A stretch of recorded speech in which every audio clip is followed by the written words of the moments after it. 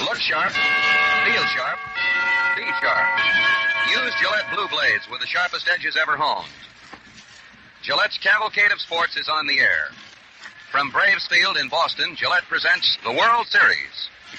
Good afternoon, baseball fans everywhere.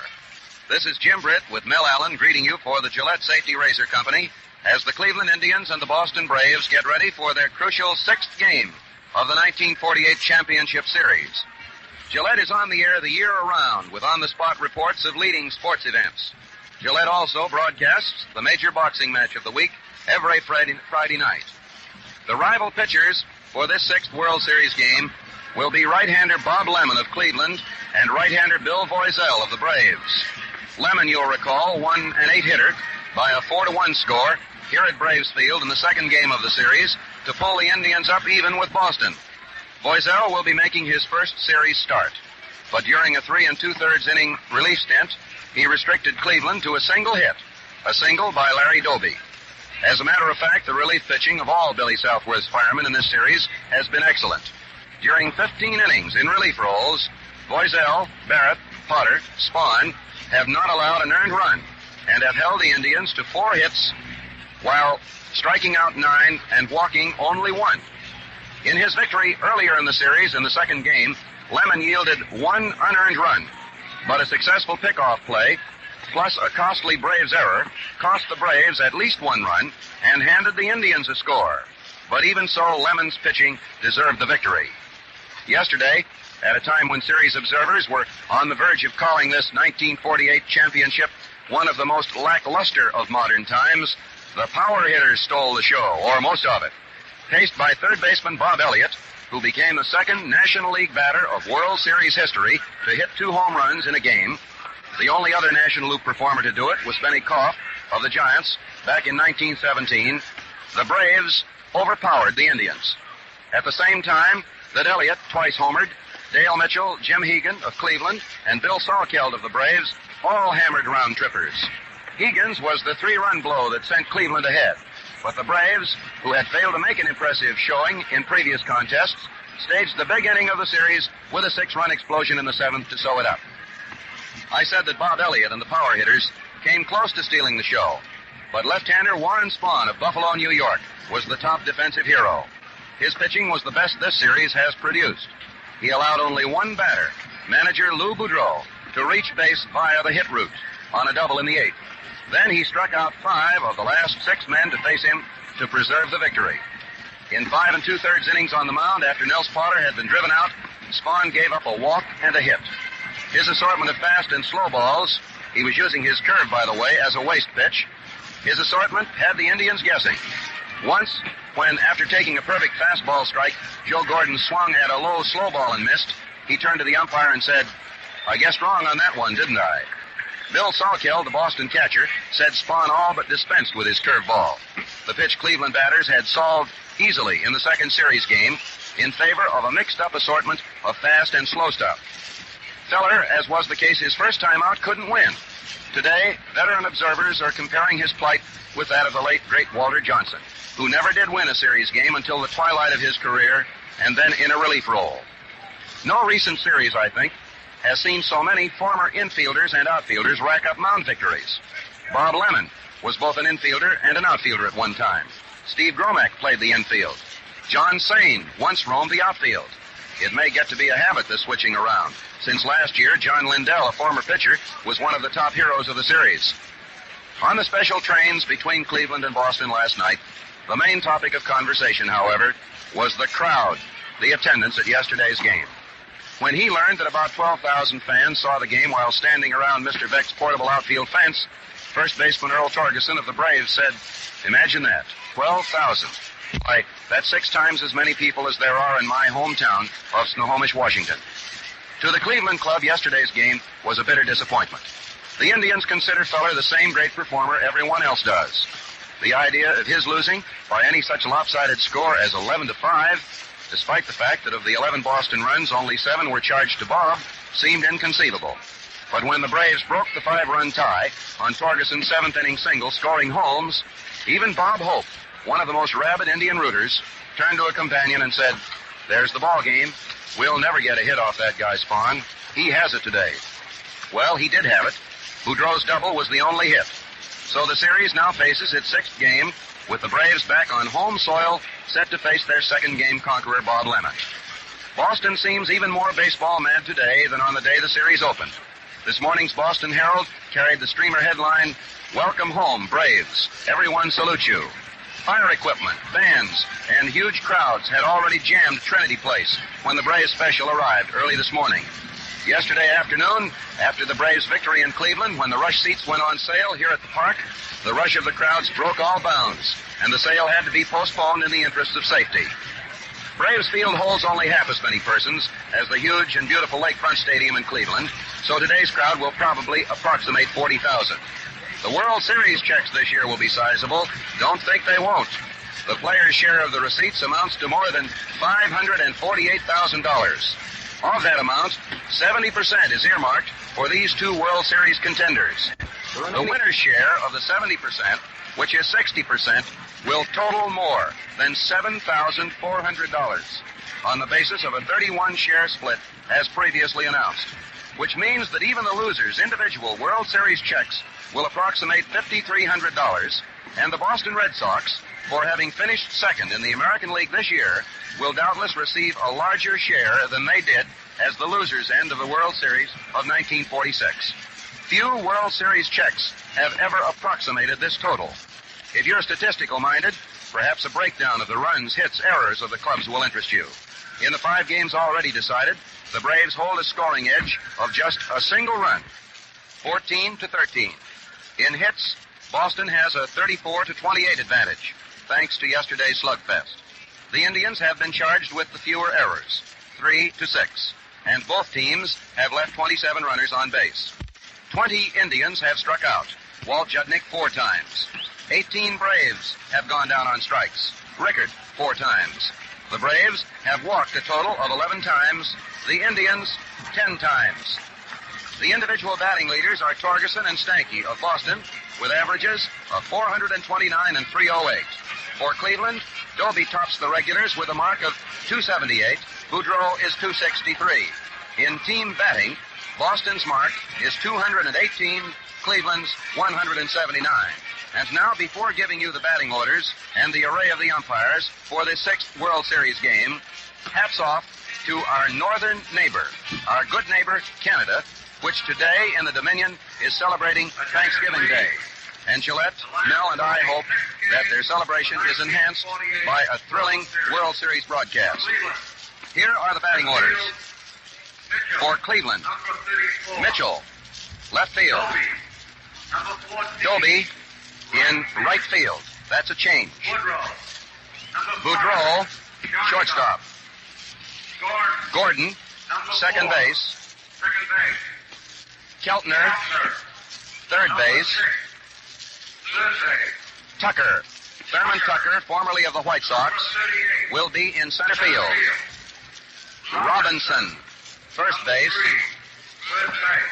Hegan, the catcher. And the pitcher, right-hander Bob Lemon, with a season's record of 20 victories, 14 defeats, and a previous World Series record of 1 victory, an 8-hitter in which he yielded only 1 unearned run. For Boston, Holmes, right field. Dark, shortstop. Torgerson, first base. Elliott, third base. Rickert in left field. Salkeld, the catcher. Mike McCormick in center field. Stanky, second base. And Big Bill Voisell of 96 South Carolina and Mustang, Oklahoma on the mound with a season's record of 13-13. Bill Summers of the American League at the plate. Bill Stewart of the National League at first base. Bill Grieve of the American League at second base. George Barr of the National League will be at third base. The left field foul umpire will be Babe Pinelli of the National League staff. The right field foul umpire will be American leaguer Joe Paparella. Out in center field at the moment, Baron Hugo's band is massed, ready to play the national anthem, and the colors will rise to the top of the staff under the supervision of the Marine Color Guard from the Marine Barracks of the Boston Naval Base.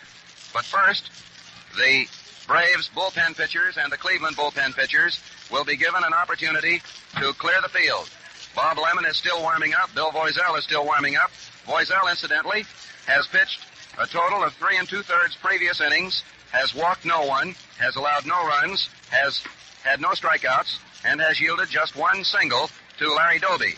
Today's crowd is likely to be the largest of the Boston series. The skies overhead are cloudy, overcast, but there is not a threat of rain. The Indians and the Braves both arrived on special trains this morning. They went through intensive fielding, batting practices, and in just a moment or two, the 6th game of the World Series will get underway. You're familiar with the way the pattern of the previous games has gone, of course. In the opening game, Boston defeated Bob Feller 1-0, Johnny Sain the winning pitcher. In the second game, Cleveland tied it up with a 4-1 victory, Lemon the winner, and Spahn the loser. Ladies and gentlemen, the national anthem.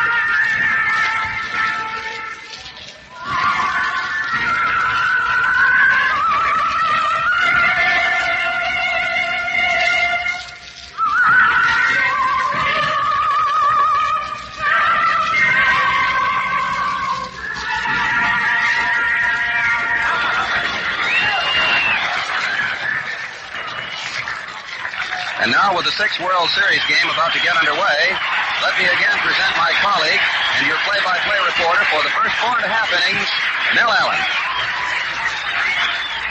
Hello there, everybody. Before the ball game does actually get underway, let's pause 10 seconds for station identification. This is the Mutual Broadcasting System. For the World Series and other top sporting events the year round, keep tuned to 710. This is WOR, New York.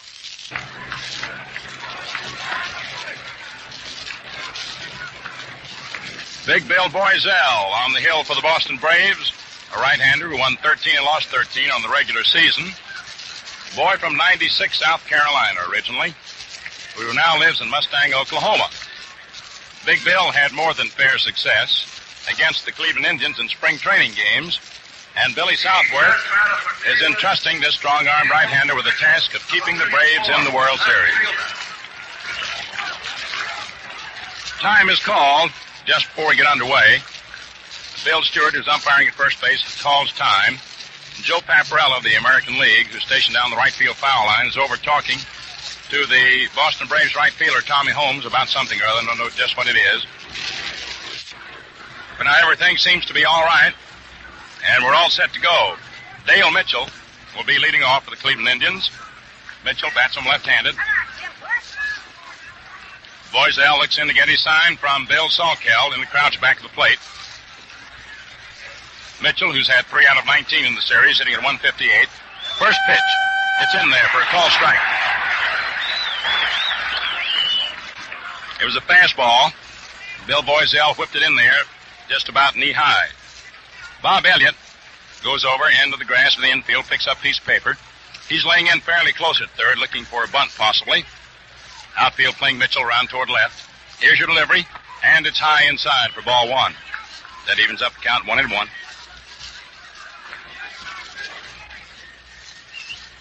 One ball, one strike. Boiselle gets that sign from Salkeld. He's in no hurry.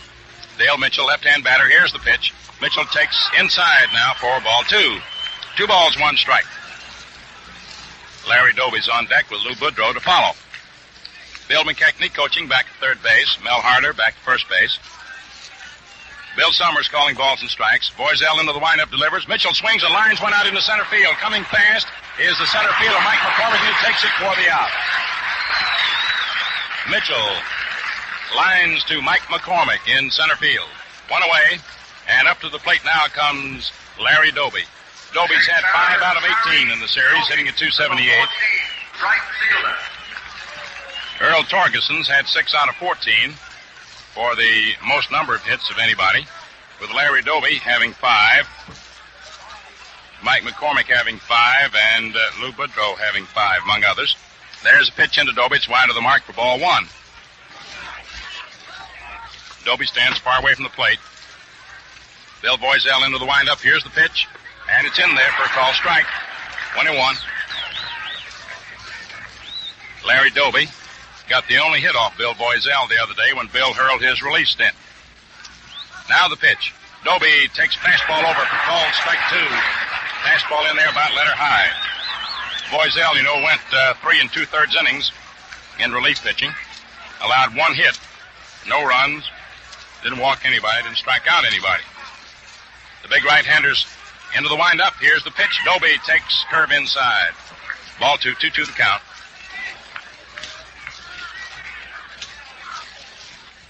Two balls, 2 strikes, 1 away. Top half of the first inning, 6th game of the World Series, with the Cleveland Indians out in front in games 3-2. Boiselle delivers. Doby swings and lines one out over short into left field for a base hit. Taken out there by Marv Rickert on a couple of hops. He whips his throw into second. And Doby is on with a line single to left field for the first hit of the 6th game of the World Series, and Doby's 6th of the Classic.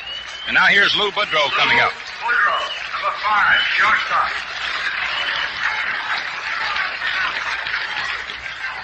Lou bats him right-handed. The stretch by Boiselle. Here's the pitch. Lou takes it in the back. He's hitting the small of the back by a pitched ball. He's all right, however. Shakes it off. As a matter of fact, he reaches down and picks the ball up on the baseline as he trots on down to first base. The ball hit him right in the small of the back, just above the hips. And that moves Larry Doby down to second. Lou Boudreau hit by a pitched ball. And that moves Doby down to second and brings up Joe Gordon. Double-barrel activity in the Braves bullpen. Red Barrett, a right-hander, is one of the men who's warming up. We're checking the identity of the other. Looks like it may be Vern Bickford. Now the pitch to Joe Gordon. Swung on and fouled back to the screen. Strike 1. As the Flash was going after that first pitch, hoping to drive it far and deep. The outfield, playing Joe Gordon around toward left, playing him to pull. Infield shaded around toward third with Bob Elliott deep close to the line. Al Dark, the shortstop, deep over into the third base hole. Eddie Stanky over toward second base. They're in potential double play position if the opportunity should present itself.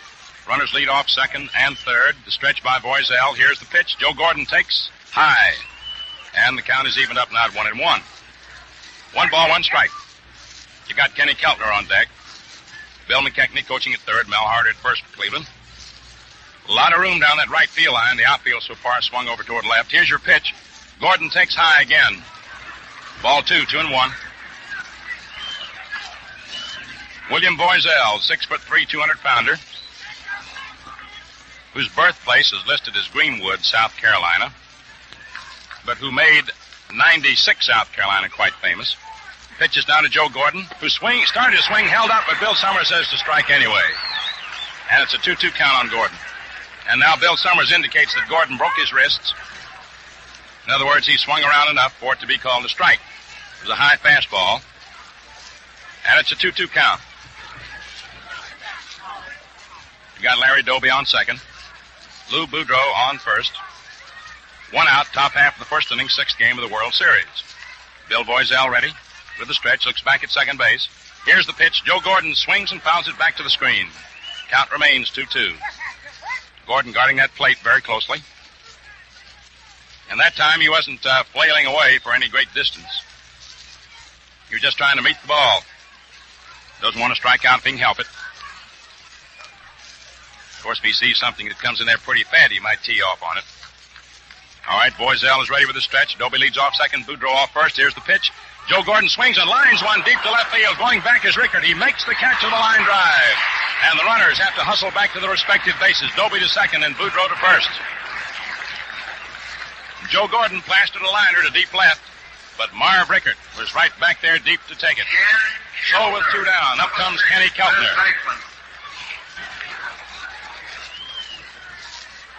Keltner, right-hand batter.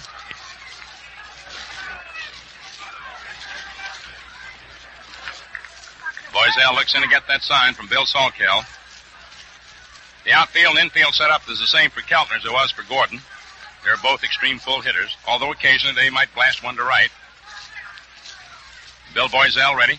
Doby leads off second, Boudreau off first. Here's the pitch. Keltner takes a hook that's inside for a ball. Kenny Keltner, who's had only one hit in this series, 1 out of 17. He got that hit in the first ball game. First time up, he's been 0 for 16 since. Now the pitch. Keltner swings and he misses. Cut hard, slashed hard at a fastball. Joe Gordon, incidentally, had 3 out of 18 before he went out. Boudreau had 5 out of 19 before he was hit by a pitched ball. We gave you Doby's record before. Now the delivery. Keltner swings and he misses. As Bill Boiselle fired it by him. And the count is 1 ball and 2 strikes on Keltner. So we've got a dramatic moment here in the top half of the first inning. Kenny Keltner standing deep in the batter's box, in close to the plate, slightly open stance. Larry Doby, fleet of foot, boy from Patterson, New Jersey, on second base.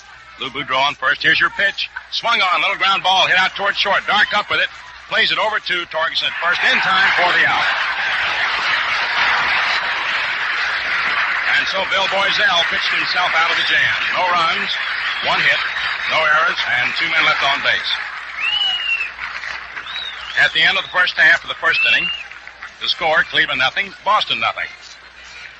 Guesswork doesn't go in laying out a baseball diamond.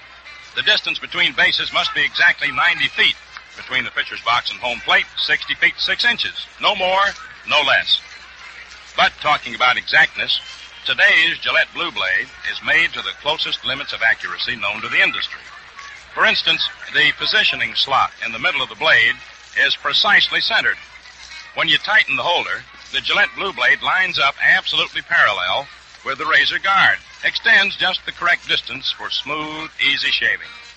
Thus, you have a perfectly matched shaving instrument that glides through beard with light, gentle strokes. Ask for Gillette Blue Blades, 5 for a quarter, or get a handy 20-blade Gillette dispenser for 98 cents. Look sharp, feel sharp, be sharp. Use Gillette Blue Blades for the sharpest edges ever honed.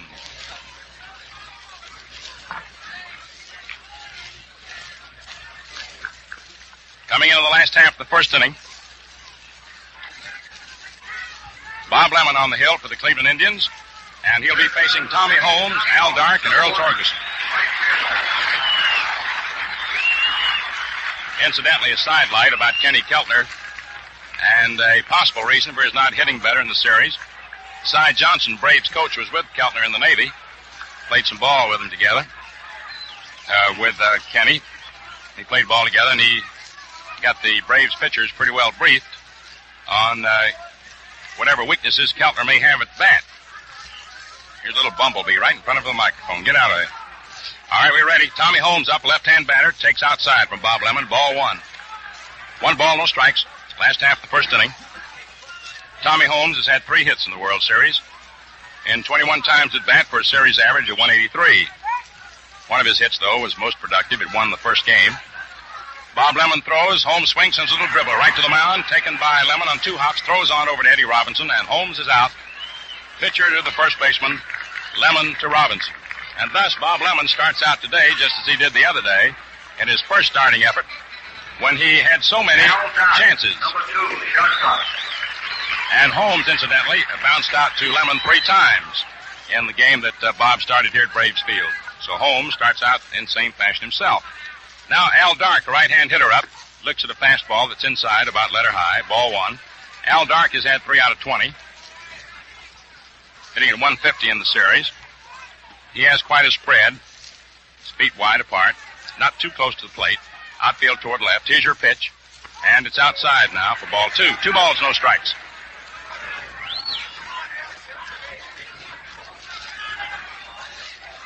Two nothing count.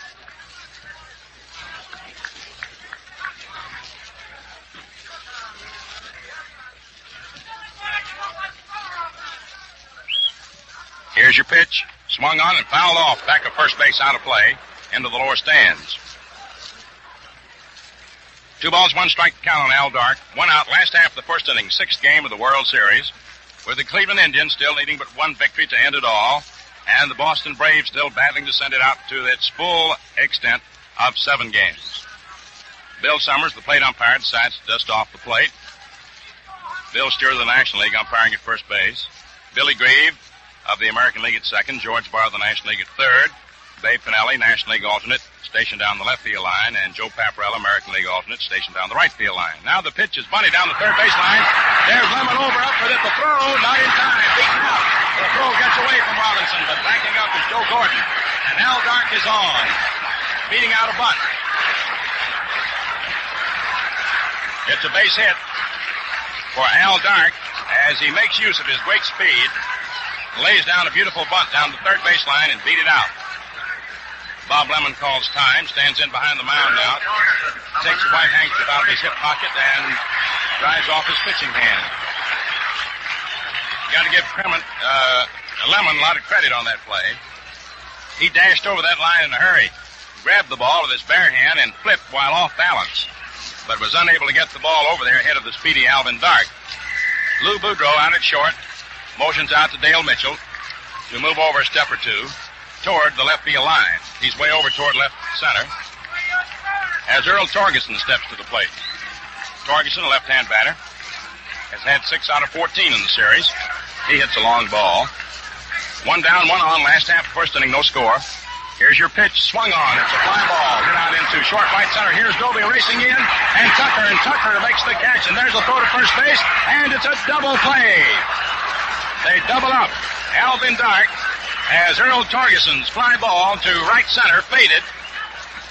Larry Doby started racing in, and Tucker came over from center, and it was Tucker who finally made the catch. Al Dark thought the ball was going to drop for a Texas League single and was doubled up trying to get back to first. Tucker to Torgerson. Or Tucker to Robinson. No runs, 1 hit. No errors, and nobody left on. That was a nice play by Thurman Tucker. And that's the 6th double play that the Cleveland Indians have come up with in the series. Thurman Tucker came a long way to get that ball, and he's very fast. It was obvious that Doby wouldn't get to it in time, and Tucker came from nowhere to get it. Alvin Dark had all the reason in the world to think he was doubled off at first base on a nice throw from Tucker to Eddie Robinson. So at the end of 1 inning of play, it's 0-0. We're ready now to move into the top half of the second with Thurman Tucker leading off. And as so often happens, when a man makes a nice fielding play in the field, he's the first man at bat coming up. In the next inning, takes a pitch outside for ball 1. Tucker bats him left-handed. He hasn't seen any service in this World Series. Here's the pitch. Swung on, popped up in the air, foul off to the left of the plate. Bob Elliott moves away from third base under it, makes the catch. About 20 feet off the third base line, foul territory, and there's 1 away.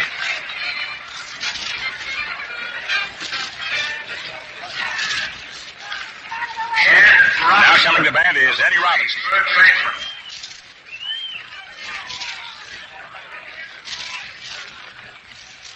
Eddie Robinson bats him left-handed, Indians first baseman. Bill Voiselle into the windup. Around comes the right arm, the pitch. Swung on, lined right out to Eddie Stanky at second base for out number 2. Robinson lines to Stanky. So with 2 down, up comes Jim Hegan. Robinson had had 4 out of 16 in the series. Now Jim Hegan, 3 out of 15. Gets a ripple of applause from the fans here in Boston because he is a native of Massachusetts, a boy from Lynn, right-hand hitter. Boiselle throws. Fastball is in there for a called strike. Outfield swung around toward left for Jim. Infield shaded around toward third. Boiselle delivers. Curve that swung on, lined over the head of Elliott down the left field line for a base hit. There's Rickert up with the ball in a couple of hops, whips his throw into second, and Hegan goes back to first after taking his turn with a single to left field. That's the second hit off Boiselle. Jim Hegan's the boy that almost won the ball game for the Indians yesterday and the World Series and a victory for Feller when he hit a home run with 2 on to put the Indians ahead. However, the Braves came slashing back for that big 7th inning to win. Now here's Bob Lemon stepping up. He's a left-hand hitter and a good hitter for a pitcher. The delivery, swung on, popped foul, back of first. Going over for it is Earl Torgerson right at the edge of the stands. He leans in, jumps on top of the dugout, but can't make the catch. But what a great try.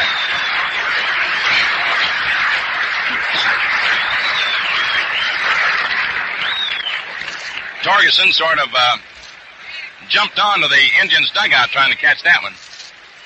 Certainly gave it a great try. 1 strike to count on Bob Lemon. Lemon was hitless 4 times at bat. Boiselle with the stretch, checks his runner.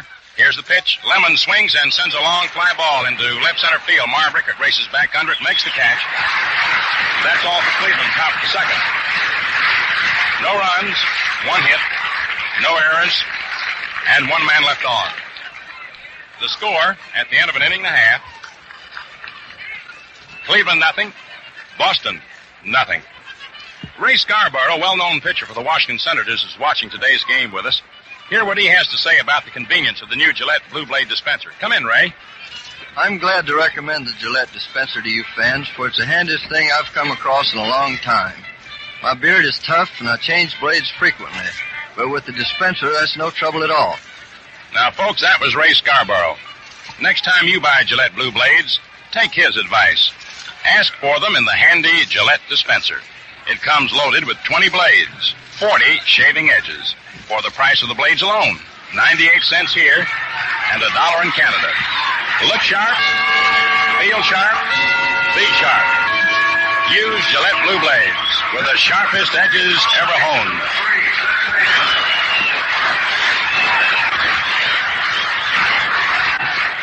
That round of applause greets the appearance at the plate for the Boston Braves in the last half of the second inning, Bob Elliott. Elliott's the lad who hit 2 home runs yesterday, who sparked the Braves to their comeback victory over the Cleveland Indians to prolong the series to at least the 6th game and a return to Braves Field here in Boston. Elliott, a right-hand hitter, now has a batting average in the series of 4 out of 18. That's .222, but he has driven in 5 runs. That's more runs than anyone else has driven in the series. Jimmy Hegan, for the Indians, has driven in 4. Takes second place in the RBI department. It'll be Bob Elliott, Marv Rickert, and Bill Salkeld facing Bob Lemon. Lemon, a right-hander, faced the Braves in the second game of the World Series and beat them 4-1. Let the Braves have 8 hits, but he scattered them very nicely. Bob Lemon all set. All set to pitch to Bob Elliott. The right-hander throws. Elliott swings and sends a bounder down the third baseline. Charged nicely by Kenny Keltner. His throw over to first, and the ball is dropped. It's dropped by Robinson, and Elliott is safe.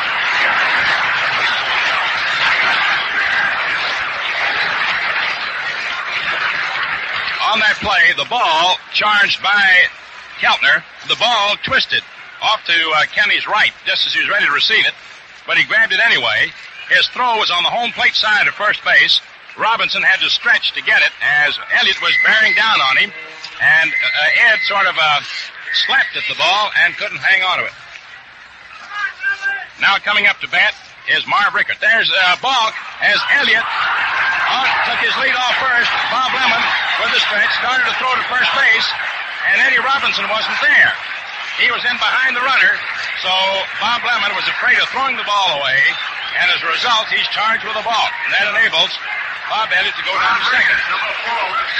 Now, they have ruled Elliott is to be credited with a base hit and no error on that previous play. There's a pitch that's low outside now to Marv Rickert for ball one. So as we saw and described for you, that ball took a peculiar twist on Keltner at the last second. He had to evidently hurry his throw, and the official scorer gave Elliott a base hit, and he goes to second on the balk. Now the pitch to Rickert. Swung on and fouled off at the plate. Strike one. They've given Elliott credit for a base hit rather than charge anyone with an error. Bob Lemon has come into the plate to talk to Jim Hegan. Now he's walking back out to the mound. The balk that Bob Lemon committed is one that will occasionally arise and not be the fault particularly of anyone. Lemon and Robinson didn't get together on their sign as to whether Robinson will be holding against the runner or playing in behind him. So as Lemon started to lob over to first, he saw Robinson playing in behind the runner and had nowhere to throw it.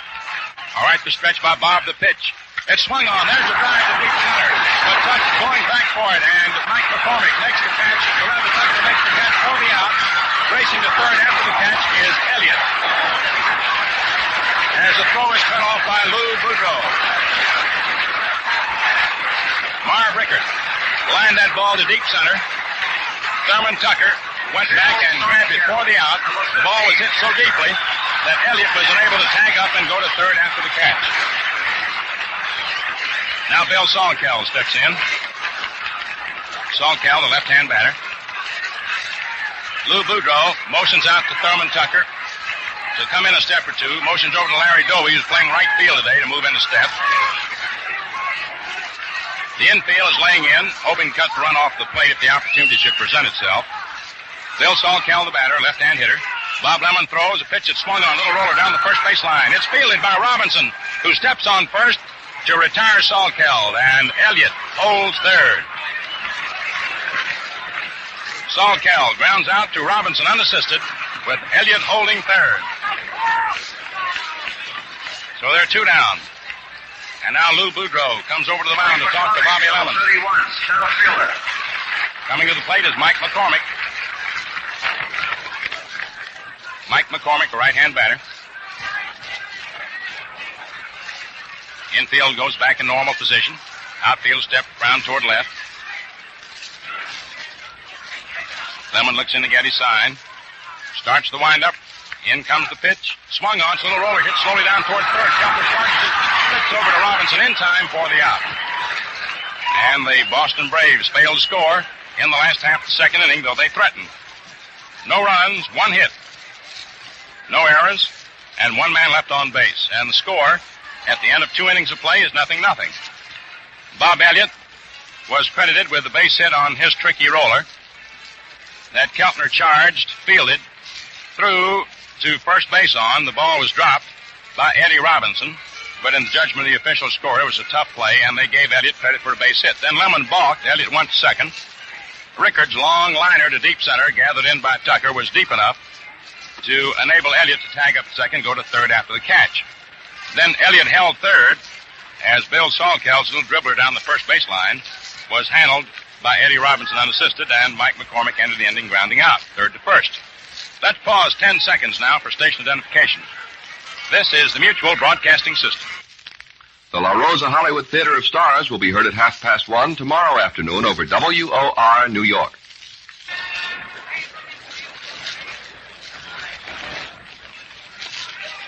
Going into the top half of the third inning, it'll be Dale Mitchell leading off for the Cleveland Indians as we go to the top of the order. Dale Mitchell, Larry Doby, and Lou Boudreau.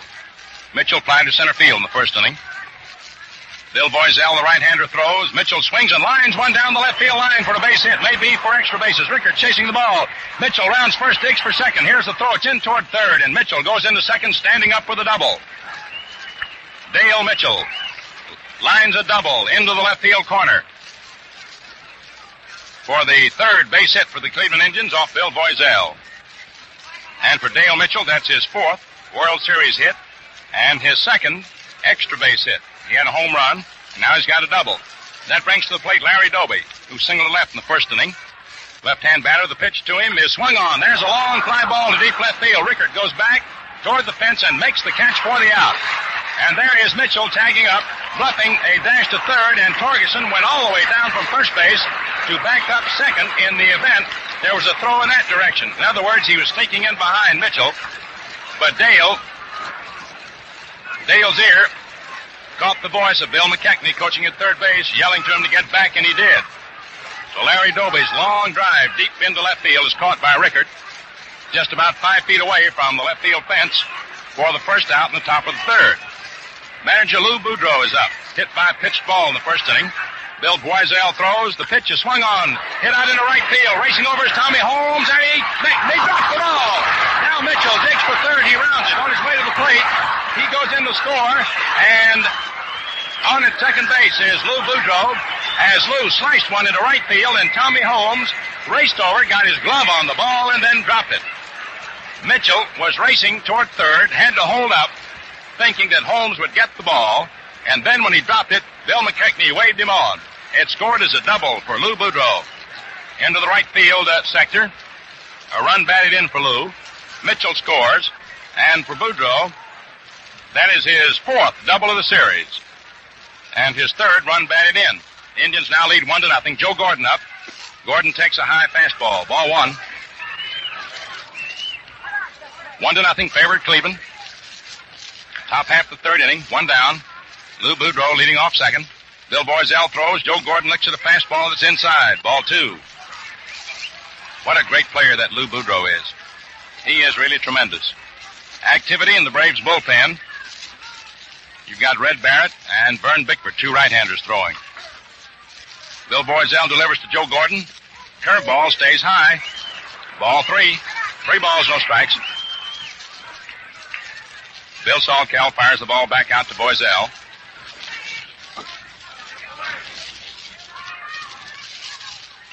Outfield pulled way around toward left. Boudreau leads off second. Here's your pitch. Gordon takes a strike call. That 3-0 pitch is right in there. Gordon taken all the way. So it's a 3-1 count on the flash. Gordon finds the left field in the first inning. Lou Boudreau takes his lead off second. Stanky tries to dance in behind him, pull him back to the bag. Here's the pitch. Swung on by Gordon, popped high into the air toward third. Bob Elliott under it, right at the bag. He moves over into foul territory, makes the catch in foul territory. And they're 2 away. Gordon fouls out to Elliott. About a foot outside the third base bag. Now with 2 down, up comes Kenny Keltner. Keltner was tossed out by Al Dark in the first inning. Right-hand hitter stands deep in the batter's box, in close to the plate. Slightly open stance. Pull hitter outfield toward left. Eddie Stanky just about 2 strides to the right of second as we look out onto the field. Here's the pitch, and it's a high fastball. Ball one. Bob Elliott playing deep at third, close to the line, or as they say in New England, Elliott. 1 ball, no strikes. And the pitch. Swung on it, missed strike one, and how that Keltner did take a cut at that one. He was really slashing. I'll say one thing for Keltner. If Boiselle should happen to give him something on the outside that Keltner can get hold of, he's got an entire county to hit it into in the right field sector. Now the pitch. Keltner swings and fouls it off the plate. Strike 2, 1-2. Of course, Keltner's primarily a pull hitter. But every once in a while, you'll find these extreme pull hitters shifting their feet if they get the type of pitch they figure they can work it on and hitting to the opposite field. Now, you've got, for example, Tommy Holmes playing almost straightaway center field. He's not more than 3 strides to the right of a straightaway center field position, and he's the right fielder. And Rickert way over on the left field line. Now the pitch to Keltner. Swung on it, missed strike 3.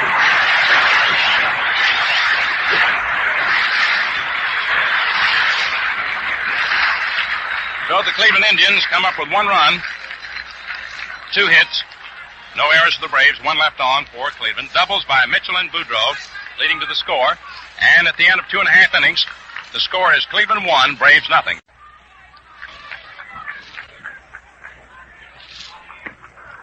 Coming into the last half of the third inning, it's going to be Eddie Stanky leading off for the Boston Braves. Indians lead 1-0.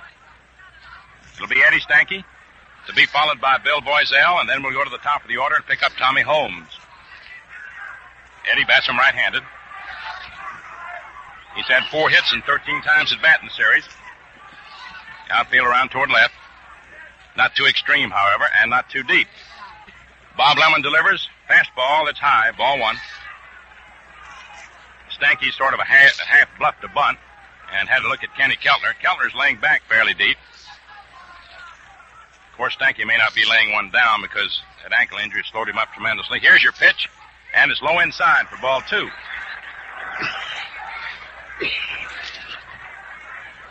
Two balls, no strikes. Lemon getting that sign from Hegan. The right-hander's into the windup. In comes the pitch. And it's over that outside corner. Belt high for a call strike, and the count is 2-1. 1-0 favor Cleveland. We're in the last half of the third inning. Lemon taking lots of time. Joe Gordon stationed deep and over near second base. Now the pitch. Stanky takes, and it's over the inside corner, just below the shoulders for called strike two. So he got a 2-2 count on it, Eddie. Eddie didn't like the decision on that. Reaches down, snatches a little dirt off the ground. Meantime, delivers himself of a choice word or two. Taps his spikes with the bat. Now he moves into hitting position once more. He's ready. Actually, his right or back foot is out of bounds of the batter's box, but they don't pay too much attention to it. Now the pitch, swung on and fouled back to the screen. Count remains 2-2. Every once in a while, a catcher will call to the umpire's attention the fact that Stanky's hind foot is outside the back restraining line of the batter's box, which, strictly speaking, is against the rules. Catcher will do that once in a while to try and rattle Eddie. But they're not saying anything about it right now, but from our perch up here, with the line still not yet obliterated, you can see it's way out of there. 2 balls, 2 strikes. Stanky slightly bent at the knees. Takes a high fastball for ball 3. So he got a full count on Eddie, 3-2. Leading off for the Braves in the last half of the third inning. 1-0, favor Cleveland. Doubles in the top of the third inning by Mitchell and Boudreau, giving the Indians a run. Here's your pitch, and it's inside, ball 4.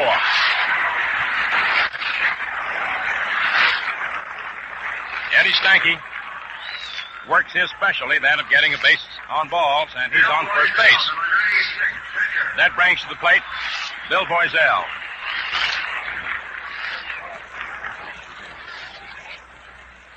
Boiselle is not too much of a hitter. Matter of fact, I think his batting average matches the number on his uniform, 96. That is his regular season batting average. In is looking for the bunt. The pitch is taken inside, however, ball 1. The base on balls that Eddie Stanky just received is the 5th that he's worked Cleveland pitching for during the course of this series. 1-0 favor Cleveland. Last of the third. Indians looking for the bunt with Keltner charging from third, Robinson from first, Boudreau to second, and Gordon to first. The pitch, and it's bunted foul off to the right of the plate for a strike. 1-1. 1 ball, 1 strike. The tempo of the game hasn't been too rapid. It's been a case of the Braves trying to play it for all it's worth, realizing that they cannot make a slip whatsoever, else the World Series will be over. The Indians, on the other hand, want to maintain the edge they do have of a 3-2 edge in games played and would like to clinch the Fall Classic. Now the delivery to Boiselle is bunted down the first baseline. Hegan up to the ball, plays it to first base to Gordon, covering for the out, which moves Stanky to second. Boiselle sacrifices and is out. Hegan to Gordon, covered first. Boiselle did all that Billy Southworth expected of him, to lay down the sacrifice bunt. That brings to plate Tommy Holmes. Tommy bounced out in the first inning to Bobby Lemon, a habit that Lemon has induced Holmes to get into since he's been pitching in this World Series. Now the delivery to Tommy, swung on, line to the hole between first and left field. Stanky around third, holds up, however, as Mitchell fires his throw into the plate, cut off by Keltner. And Stanky is held at third. Tommy Holmes lined a single to left, but Eddie Stanky could not go any further than third base. Stanky, after having broken his ankle this summer, nursed it back to health in time to get back into the World Series. But it reduced his speed tremendously. That is to say, or to put it perhaps more properly, it slowed him up a great deal more. So now you have runners on first and third. One out, and Al Dark, the batter, with the score, 1-0 favor of Cleveland. Bob Lemon pitches to Dark. Curveball is low, ball one. 1 ball, no strikes. Threat of rain in the air. Activity in the Cleveland bullpen, which is located behind a signboard in deep right center. We can't quite identify the warm-up hurler. Now the pitch, and it's a curve outside, ball 2.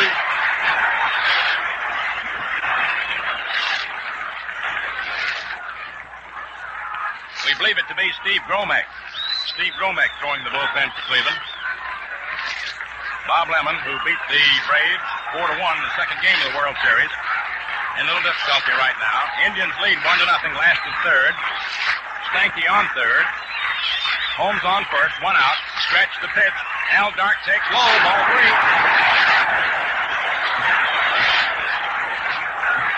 Ed Kleiman also throwing the bullpen for Cleveland. Kleiman and Gromek. Lemon gets a sign from Higgins. Stanky on third, Holmes on first, 1 away.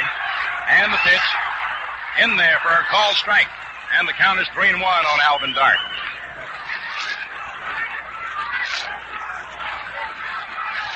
Three balls, 1 strike. Outfield, round toward left, not too deep and right. Indians infield in double play position. Here's the pitch. Swung on, the ground ball hit back to Lemon. Lemon to Boudreau for 1. Back to Robinson, double play.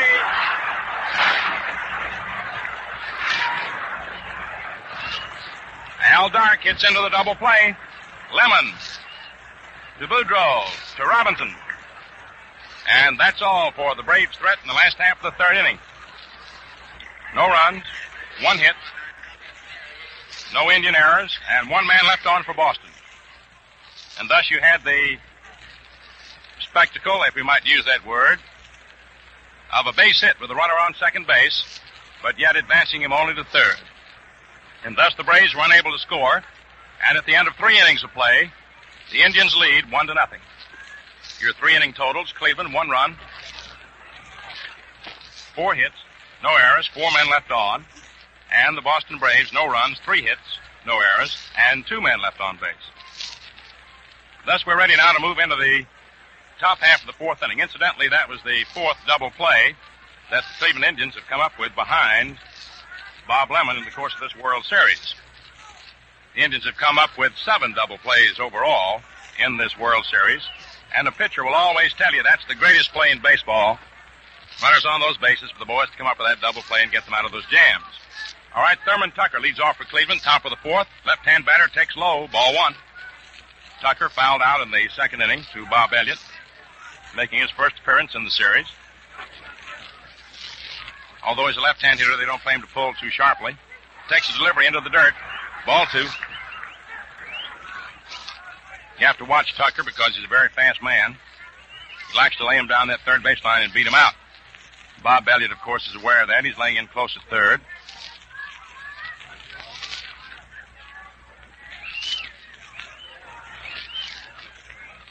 Cleveland Indians getting on Bill Voiselle, good-natured bench jockeying. Bill looks back over into the Cleveland dugout. Now he's into the wind-up pitches. Tucker swings and fouls it off to the right of the plate. 2-1 the count. Of course, Bill knows most of the boys pretty well. When a member of the New York Giants, Voiselle used to pitch against the Indians in spring training. Now the delivery. Swung on, it's a bounding ball hit out toward second base. Stanky to his right, up with it, over to first, in time for the out. Tucker grounding out Stanky to Torgerson. Eddie handling himself very loosely and easily as he fielded that ball within 1 stride of second base as you look out onto the field. Now Eddie Robinson steps up, a left-hand batter. Lined out to Stanky in the second inning. Outfield goes back a little deep, almost straight away. Bill Voiselle throws, pitch is swung on, fouled off, out of play, back at third. Strike 1, as Robinson didn't get around that ball fast enough and hit it on the handle of the bat and fouled it off out of play. 1-0 favored Cleveland. Top half of the 4th inning of the 6th game of the 1948 World Series. For the Indians, 1 game up, 3-2. Now the pitch. Very high fastball. Count even up at 1-1. You've got Marv Rickert in left field, Mike McCormick in center, Tommy Holmes in right.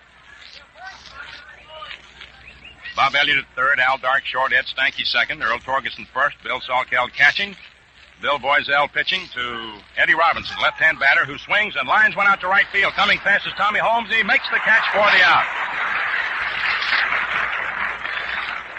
Robinson lines to Holmes in right field. Tommy had to come in for that ball because it was sinking and might have dropped for the base hit, but for his quick burst of speed and his quick reaction in moving in on that ball. Now with 2 down, you got Jimmy Higgins stepping up. Jim single to left field in the second inning. Bill Boiselle, anxious to work, delivers. Higgins looks at a fastball that's in there for a called strike.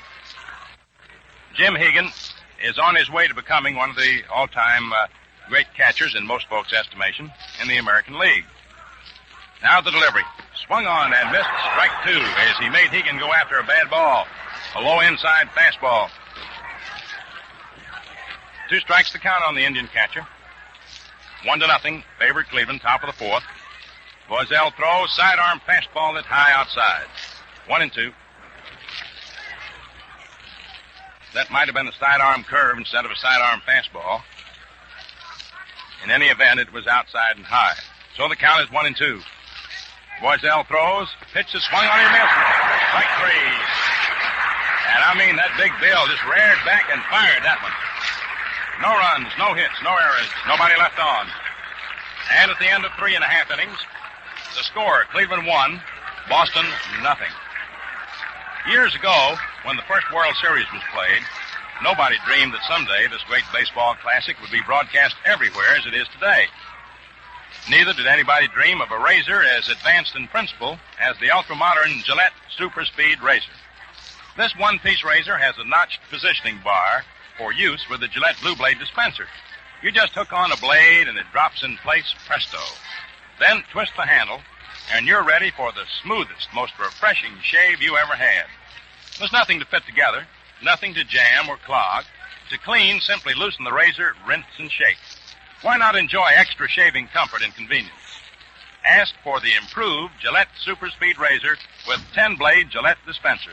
A big $1.50 value for only $1.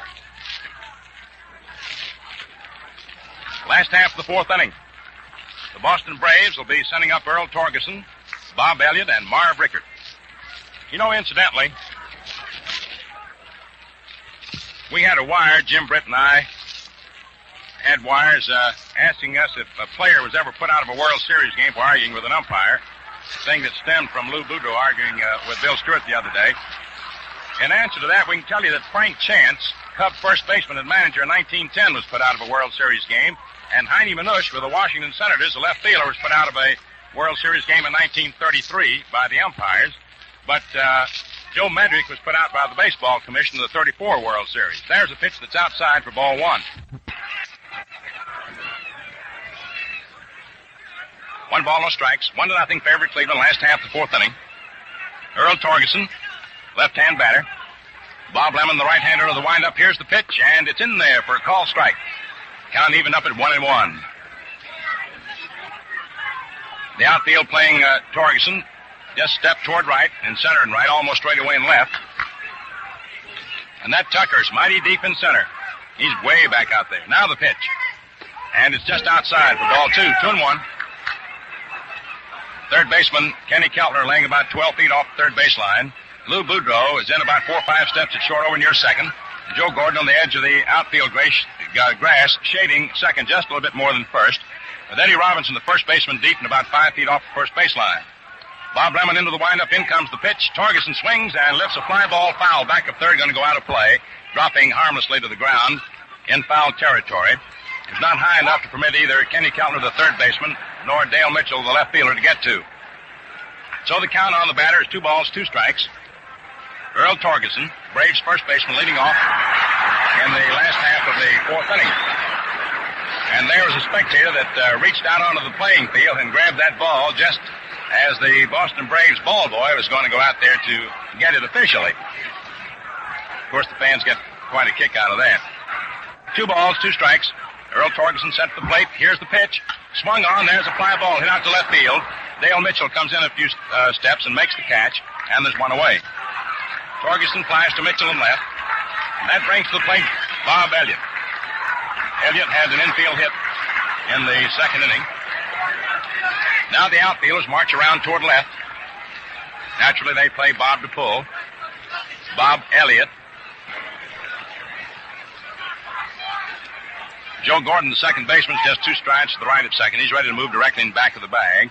Now the pitch, and it's low inside, ball 1.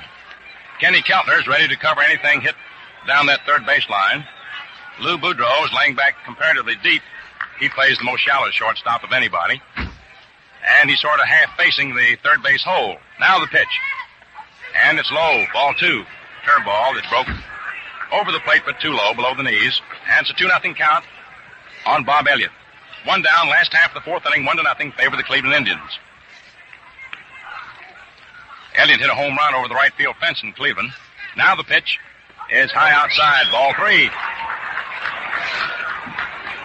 He hit it more to right center, and that's exactly where Larry Doby is playing. Doby's playing right field today, but he's over toward right center. He's giving Bob Elliott a lot of room to hit into down the right field line. The 3-0 pitch on its way, and it's in there for a called strike, and the count is 3-1. 3 balls, 1 strike. Freddie Fitzsimmons, coaching at first base for the Braves, hollers down to the plate, said, "Get yourself a good ball, Bob." Now Lemon's ready. Here's the delivery. Elliott swings and fouls it off behind the plate on the ground, strike 2. And I'm telling you, he swung from way back on that one. He was leveling off of the fence. So you got a full count on Bob Elliott, 3-2. 3 balls, 2 strikes, 1 out, nobody on. Last half of the fourth inning, Cleveland leading 1-0. 6th game of the World Series. Cleveland Indians needing just 1 victory to wrap it up. The Braves needing a victory to prolong it to the 7th game. With a count 3-2, Joe Gordon has moved a step closer over towards second. Here's the pitch. Swung on, little roller, hit down the third baseline, and he may be beaten out. He will be. And Thurman touches the ball, can't hold on to it, and it spins off of his hands in the foul territory. And it's scored as an infield hit for Bob Elliott.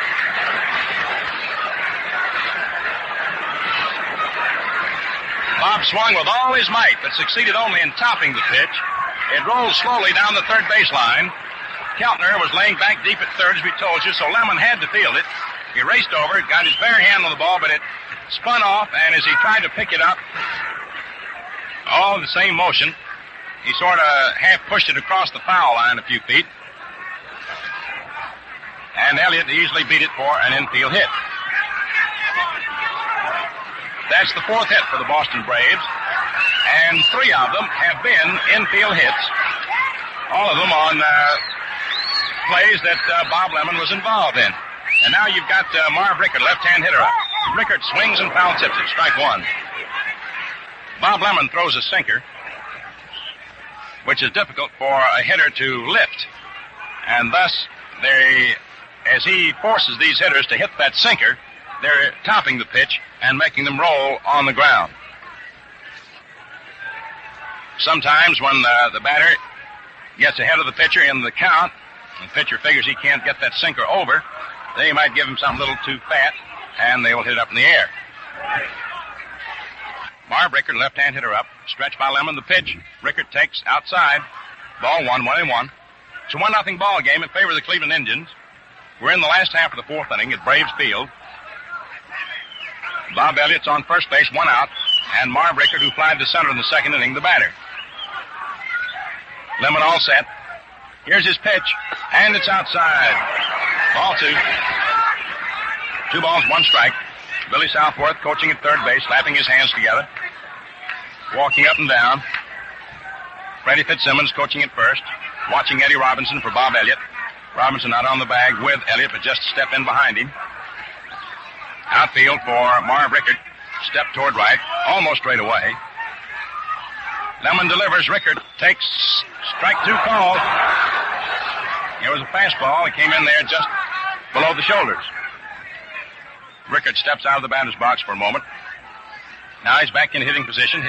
Count on him 2-2. 2 balls, 2 strikes, 1 out. Lemon looks in to get the sign from Hegan. Ready now, takes a stretch. Elliott moves off first. Here's the pitch. Swung on. There's a long fly ball hit to left field. Dale Mitchell going back. He's going to get under it, near the wall, makes the catch. Elliott all the way down to second, turns and races back to first.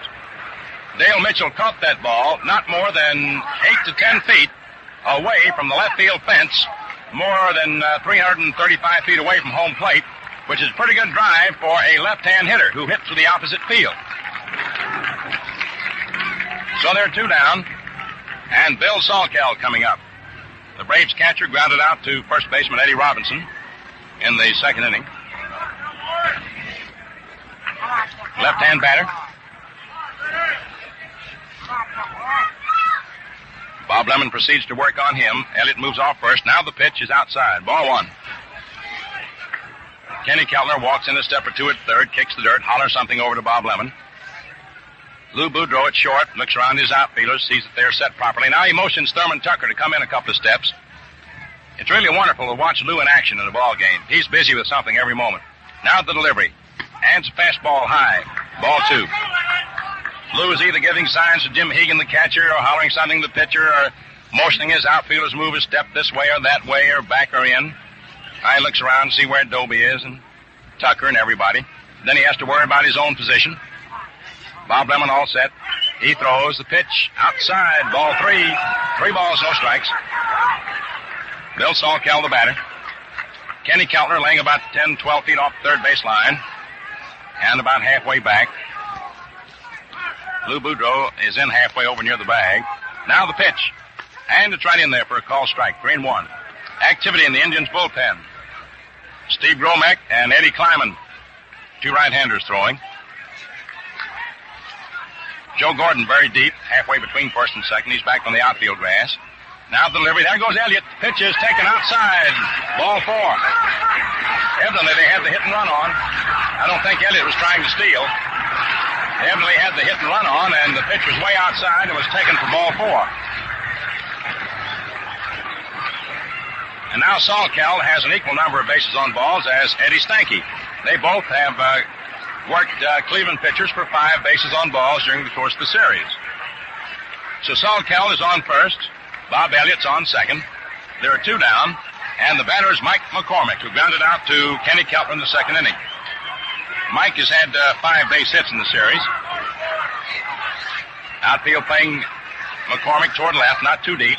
Bob Lemon throws. McCormick takes strike call, curveball.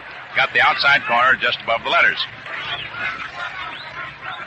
Larry Doby is comparatively shallow in right field. McCormick's power is more to left center. Left or left center. Now the pitch is going on. He's right back to the middle. Now we're checking the here is Elliott on the third on the way to the plate. Here's a throw and it's flied. They safe.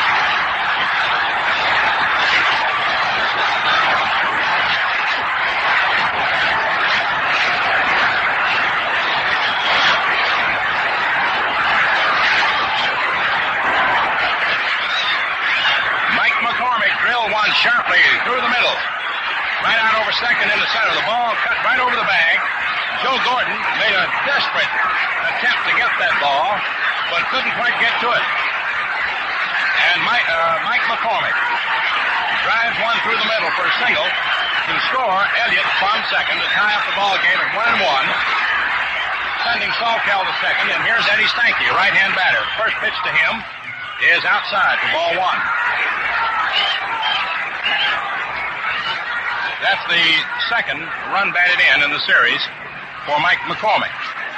Thus the Braves are battling back in their own wigwam on the banks of the Charles here in Boston, tying up Cleveland at 1-1. Bob Lemon ready, throws. Stanky takes. Outside, ball 2. Stanky drew a base on balls in the third inning. Incidentally, for those of you who are sticklers for statistics, and I don't know why I use that expression for a radio announcer. Sticklers for statistics. That is the first earned run in the series off Bob Lemon. The run the Braves got off of him in the second game was not earned, as he beat them then 4-1. Now the pitch to Stanky's inside. Ball 3. 3 balls, no strikes, 2 outs, 2 men on. Bill Salkeld's on second. Mike McCormick on first. 1 run in, last 4th inning, score tied 1-1. Lou Boudreau is trying to sneak in behind Bill Salkeld, and the crowd hollers, look out. The stretch by Lemon, the pitch, swung on. A bounder hit foul down the third baseline, fielded by manager Billy Southworth. Billy looks at the ball and says something wrong with it and motions to the umpires. He's going to toss it out, and they say, okay, Bill. These Boston fans have come to respect manager Lou Boudreau's great pickoff play as he began to edge in behind Bill Salkeld before the previous pitch. Everybody in the stands started hollering, look out, look out. Of course, that isn't fair, is it? Indians won't be able to work the play if the fans get in on this thing.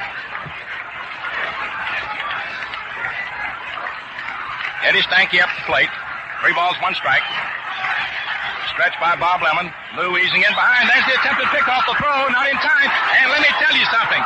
Lou Boudreau caught the ball and stepped toward the mound to return it to Bob Lemon. If he had stayed there and re-tagged, Salkeld had him out because Salkeld lost his balance. Lou just saw he didn't have him and took a step toward the mound to return the ball. Salkeld, for some reason, lost his balance and his footing. And if Lou had just stood there and tagged him again, he'd have had him. There's the attempted pick-off again, the throw, and it hits Salkeld. And Joe Gordon, backing up, gets the ball. The ball hit Bill the ball hit Bill. Well, Bill will have to eat dinner stand up for about a week. Lou Boudreau never did get his glove on the ball, and it was Joe Gordon who had to finally field it as it was slowed up by Bill Salkeld. As the Indians again attempted to pick off. 3 balls, 1 strike on Eddie Stanky. Salkeld leads off second. Mike McCormick off first. The stretch by Bobby Lemon. Here's the pitch. Stanky takes high. Ball 4. And that loads him up.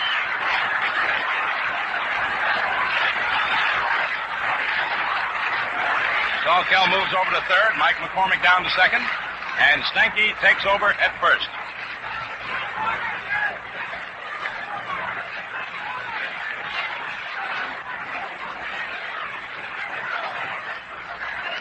Bill Boiselle, the batter, with the bases jammed, 2 outs.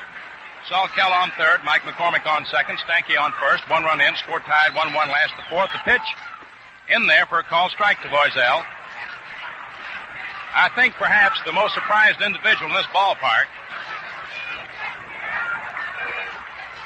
in the event that Boiselle would get a base hit, would be Bill Boiselle. Now the pitch. Boiselle takes inside. Ball 1. Bill likes to brag about his hitting prowess, but only in a jocular fashion. He says, shucks, I'm just paid to pitch, and that's all I try to do. But he says, I'm up there swinging, said you never know when I'm liable to get hold of one. Now the pitch is on its way. Fastball, it's high. Ball 2, 2-1. And Bobby Lemon is a little bit angry with himself. Lemon came off the mound and took the return throw from Hegan. And I think Jim Hegan a little bit angry with Bob. I mean, to the extent that he fired that ball back at Lemon. Come on, Bob, get the ball over. 2 balls, 1 strike. Bases jammed. 2 outs. Lemon into the windup, and the pitch. Swung on and missed. Strike 2. 2-2 the count. Eddie Robinson came dashing over to first base to take a possible pickoff throw from Hegan. Eddie Stanky had pretty good lead off first, but Eddie got back in plenty of time. Brady Fitzsimmons watching Robinson for Stanky. So you got a count of 2 balls, 2 strikes, 2 outs, bases jammed. Bob Lemon into the windup. Here's the pitch to Bill Boiselle. Swung on, it's a ground ball hit out towards second. Gordon grabs it, up with it, almost booted it. Throws over to Robinson in time for the out.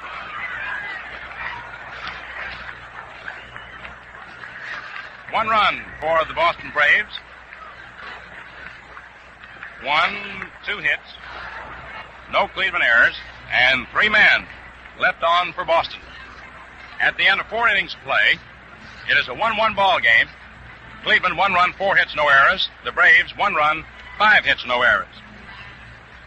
With the Cleveland Indians having stranded 4 men and the Braves 5 men. You know, most men enjoy a corking good scrap between top-flight boxers. If you're one of them, tune in Gillette's Cavalcade of Sports for the major boxing event of the week every Friday night. Consult your daily newspaper for time and station. We pause 10 seconds for station identification. This is the Mutual Broadcasting System. You'll hear Queen for a Day immediately following today's World Series game over WOR, New York.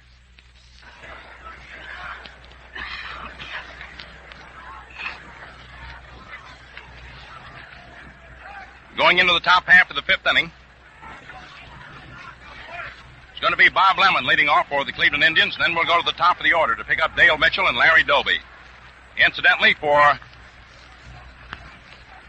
your edification, Bob Feller has just gone down to the bullpen for the Cleveland Indians. He's not warming up, but he's down there to be ready. Bill Boiselle pitching to Bob Lemon, who swings and lifts a high pop-up down toward first base. Earl Torgeson under it in fair territory, and he makes the catch a foot inside the foul line and about 10 feet toward home plate from first base for out number 1. Bob Lemon, who flied to left field in the second inning, pops out to Earl Torgeson on the first pitch, leading off in the top half of the fifth inning. Score tied 1-1. And now we go to the top of the order to pick up Dale Mitchell. Mitchell flied to center field in the first inning, double to left in the third. Left-hand hitter. Big Bill Boiselle into that wind-up, comes in with an overhand fastball that's in there, just above the knees for a called strike.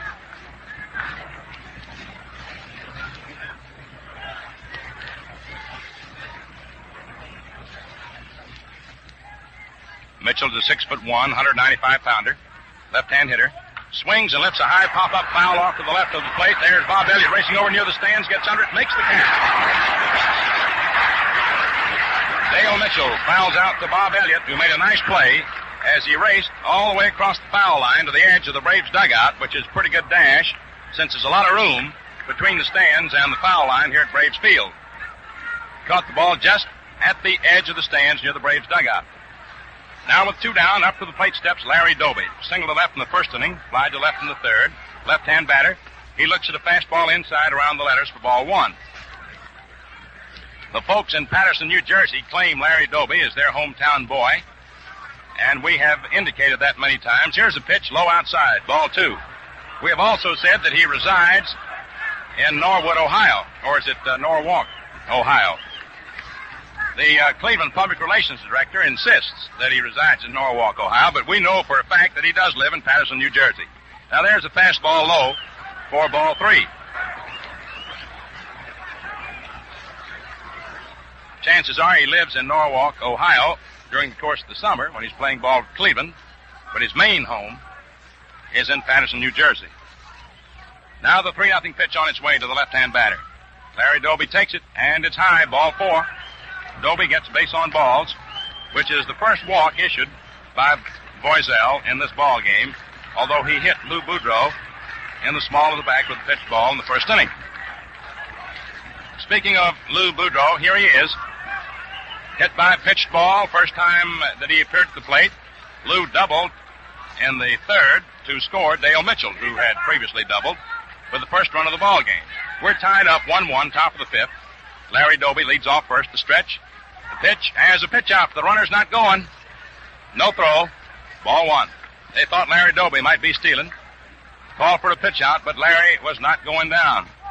Doby is terrific at bluffing a dash to second. He can really fool you on that. He might attempt to steal. You never can tell. We'll watch him for you. Torgeson holding the bag. Doby inches off. Takes a pretty big lead. The stretch.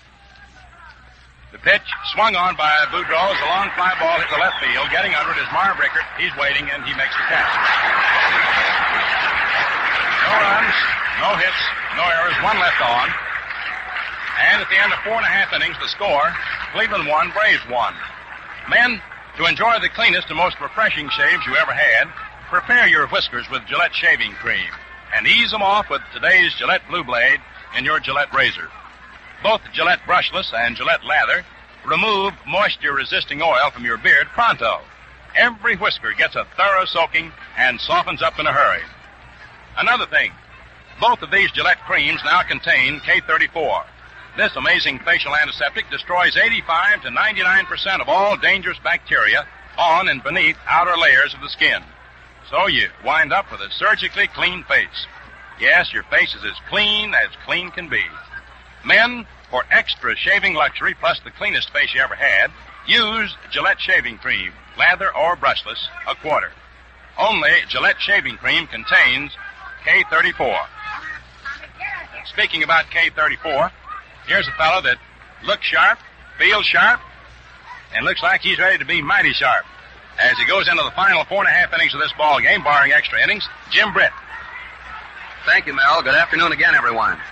The leadoff batter for the Boston Braves will be right fielder Tommy Holmes, who has 1 hit in 2 trips, 4 hits in 23 trips in the series. It was he, you'll recall, who beat Bob Feller in the first game by driving in the winning run. The outfield is set just a little to the right of straightaway. Lemon winds up and fires one right over for a called strike, a fastball. As Mel has been telling you, Lemon's best pitch, his most effective pitch, has been a sinker ball, and that, no doubt, has set up the 4 double plays with which the Indians have backed him up during the series in his 2 outings. Here it comes. There's a drive that goes down the left field line. Mitchell is retreating over toward the line, and he takes it on the run for the first out. Not too well hit. It was a fly ball, nevertheless, which carried about 305 or 310 feet. So that chops Tommy Holmes down to 1 hit in 3 trips, and it brings up Alvin Dark, who twice has figured in double plays. Once he hit into one with a ground ball back to Lemon, and the other time, after beating out a bunt, he was doubled off first base in the second outfield double play of the series. Alvin has 4 hits in 22 trips. He stands straight away, up even with a plate, and the first pitch is low and outside. He's a right-hander. The outfield scarcely changes itself much between Holmes and Dark because the 2 of them are capable of hitting the ball to all 3 fields. Freddie Fitzsimmons coaching at first, Bill Southworth coaching at third, and the score 1-1. Here it comes. There's a ground ball back to Lemon. He has plenty of time to throw him out. Mr. Lemon, you know, had 9 chances in the first series game, just 2 shy of Nick Altrock's all-time World Series record. And in this game today, he has had 3. He's had 3 assists and has just missed a couple more. 2 men out as Dark returns to the mound and Earl Torgeson steps up. Torgeson made a bid for a Texas leaguer that might have set a scoring opportunity for the Braves in the first, but it was turned into a Tucker to Robinson double play, doubling Dark off first. Then his last time at bat, he flied to left. He's a left-hander. The pitch in the dirt, ball 1. Everyone agrees that Jim Hegan has turned in a magnificent job of catching during this series. Yesterday's game, of course, took sort of a lusterless finish off the series as both teams unveiled a real display of power. Lemon delivers. There's a foul ball back over the top, and the count is 1 ball, 1 strike. The young man in the Cleveland batting order who seems to have the number of Bill Voisel is right fielder Larry Doby, because Doby has walked once and solved Voisel's delivery twice successfully with base hits. Torgeson is the Braves' leading batter with 6 in 16. He had a mark of .429 until Lemon handcuffed him in his 2 opportunities at the plate today. The outfield plays Torgie deep. He specializes in line drive home runs. The pitch, high and wide, and the count is 2-1. Torgeson comes from Snohomish, Washington, where he has been nicknamed the 2nd Earl of Snohomish. The first, of course, was the great Earl Averill. And Averill, incidentally, saw the game at Cleveland yesterday. Here's the pitch. There goes a little pop fly out toward center field. Boudreau and Gordon on the run, and Gordon makes a nice running catch going away. Joe went back to second base to take it, and in the last half of the 5th inning, no runs, no hits, no errors, none left. That is the first inning in which Lemon has retired the Braves 1-2-3. So the totals at the end of 5 innings of play of one of the hardest fought, low-scoring duels of the series: Boston Braves 1 run, 5 hits, no errors, 6 runners left.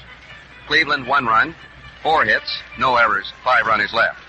If you're interested in the scoring of the series so far, the Braves have outscored the Indians 15-14. Cleveland has come up with a total of 32 hits against 39 for the Braves. The Braves have made twice as many misplays, 6-3, and in the matter of leaving runners stranded, the Braves have left 33 on base against Cleveland's 32. Probably no series of modern times has been more grudgingly contested, with the exception of Lemon's 4-1 victory and yesterday's 11-5 slugfest. In the first half of the 6th inning, Joe Gordon, the great Cleveland second baseman, will be the batter. He carried an average of 167 into the game, but it's dropped down to 150. Since his first time up, he flied to left, and then he fouled to third. He's a right-hander. Voisel pitches, high and wide, ball 1. Bill McKechnie is doing the coaching at third base for the Indians, and Mel Harder, as usual, is doing the coaching at first. Their combination is constant. The windup, the pitch, too close, a fastball, and the count is 2-0. Center fielder Mike McCormick is positioned over in left center field. Tommy Holmes is about 100 feet inside the right field foul line in the direction of right center field. Right field is wide open. Here it comes. Strike called, fastball. The count, 2 balls, 1 strike. The weatherman has been good to us all through the series. It has never been particularly sunny, but the weather has always been adequate. The pitch. There goes a long fly ball to left field, and that may be troublesome. Rickert is going back near the fence, and the ball is out of the lock for a home run, putting Cleveland in front 2-1.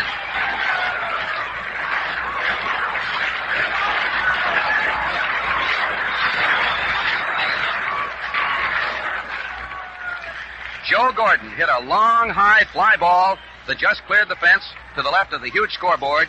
His first home run of the series, his 4th hit of the series, and it is now 2-1 as Billy Southworth rushes some relievers into action in the bullpen. Ken Keltner is the batter.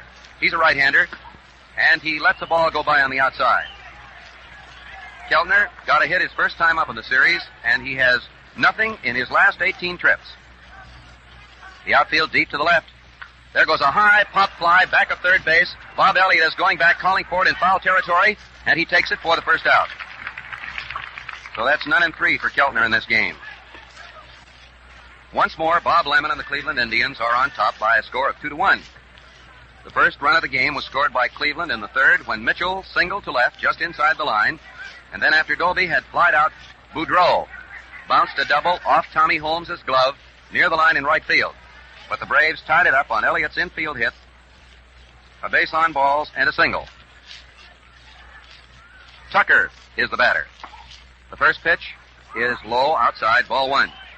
He bears a startling resemblance, facially, to Joe E. Brown, the motion picture comedian.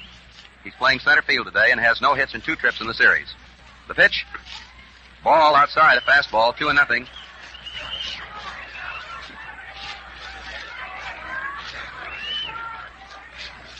Two balls, no strikes. Ball 3, 3-0. 3 balls and no strikes. Joe Gordon's home run was his 4th in World Series competition. Here's the pitch. That one missed the inside corner, and it is the second base on balls given up by Boiselle. Tucker goes to first base, and that will bring up tall, left-handed Eddie Robinson of Paris, Texas. Mr. Gordon, a little earlier in the series, collected his 24th hit in World Series competition, and his 4th home run has put Cleveland in front 2-1. Robinson is hitless in 2 trips. Boiselle delivers outside. Ball 1. Boiselle has suddenly lost his ability to catch the corners, and Red Barrett and Warren Spahn, the latter the hero of yesterday's game defensively, are warming up. The stretch, the pitch. Inside, ball 2, 2-0. Eddie Stanky charges in from his second base position in an effort to settle down the big South Carolinian. Boiselle turned his back on him for an instant, not knowing that Eddie was there. They make quite a picture, by the way. Stanky is very much shorter than Bill.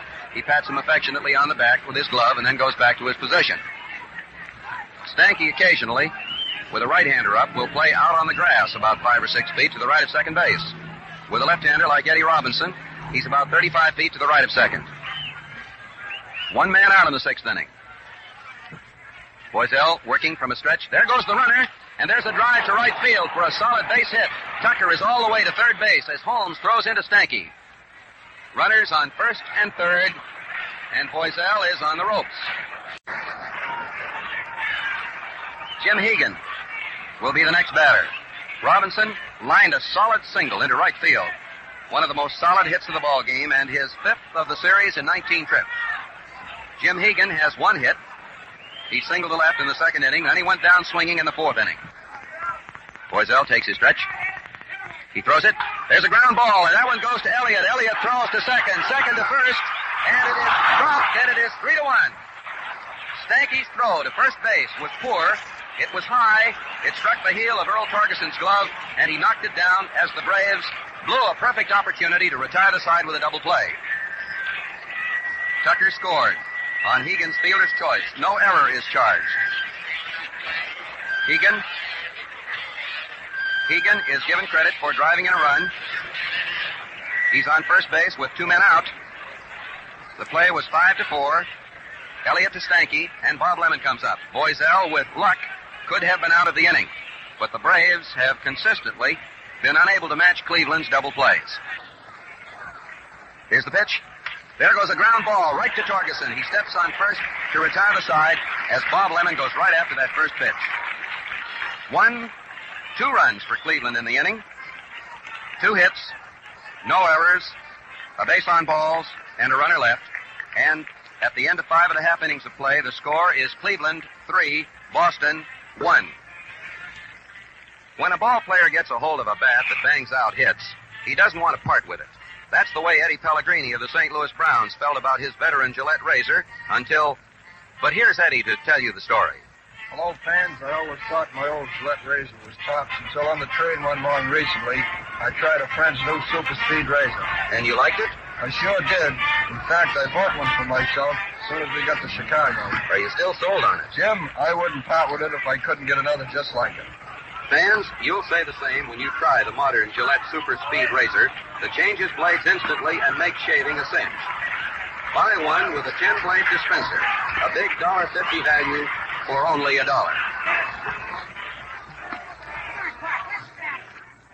Cleveland came up with 2 runs in the first half of the 6th inning as Joe Gordon hit his 4th World Series home run, his first in this one, and the Braves missed a double play. So Cleveland now has 3 runs, 6 hits, no errors, 6 men left, and Lemon is within 1 run of facing an exactly similar situation to game number 2, in which he was the winner by a 4-1 score. Bob Elliott is the batter.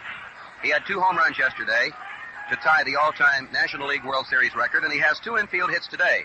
There's a drive to right center field. It's in there, perhaps for extra bases. But Doby goes over fast, cuts it down, and guns the throw into Gordon as Elliott goes back to first. A fine defensive play by Doby, who ranged from right field into right center to hold Elliott to his 3rd straight single. Elliott on first base. There's warm-up activity again in the Cleveland bullpen as Marv Rickert comes up. And mindful of the fact that he hit a home run a little bit earlier in the series, the Boston Braves partisans are beginning to whoop it up a little. Rickert is a left-hander. Here's the pitch. There's a ground ball. It goes to Gordon. Gordon throws to Boudreau. Boudreau back to first. Double play. And Cleveland has come up with its 8th double play of the series. 5 of them back of Bob Lemon, by the way. That Cleveland double play combination has been brilliant. 3 double plays in support of Lemon today, and 2 in the second game of the series.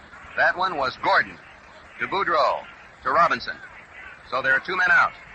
And the batter is Bill Salkeld. Bill has drawn 5 bases on balls in the series. He has a home run. He's a left-handed batter. And the first pitch is a fastball that just fires its way over the plate. Feller, Gromek, and Kleiman are all out in the bullpen, available for relief duty in the event they're needed, and they have warmed up at various times. Feller usually warms up nearly every day. He believes in taking some regular pitching exercise, so that is in no way a hint that he may see service in the event Lemon weakens. Lemon so far has shown not the slightest hint that he will do so. He delivers. There's a ground ball that goes to Gordon. Joe is up with it. He waits for Robinson to cover and throws Salkeld out. 4-3, second to first. Mr. Gordon was the star of that half inning. No runs, 1 hit, no errors, none left. So in 6 innings, the Braves have 1 run, 6 hits, and they have left 5 men on base. And Mr. Bob Elliott has had half of the 6 hits with 3 singles, and he scored the only run. The first scoring took place in the 3rd inning when Mitchell led off with a double inside the left field line. After Doby went out, he held second, but then Boudreau hit a fly ball down the right field line, and Holmes, after a hard run, dropped it for a 2-base hit. The Braves tied the score in the 4th inning when, with 1 out, Elliott beat out a slow roller down the 3rd base line. Rickert flied to left, Salkeld walked, and McCormick singled. And then Cleveland took a 3-1 lead in the 6th inning. Now we pause 10 seconds for station identification.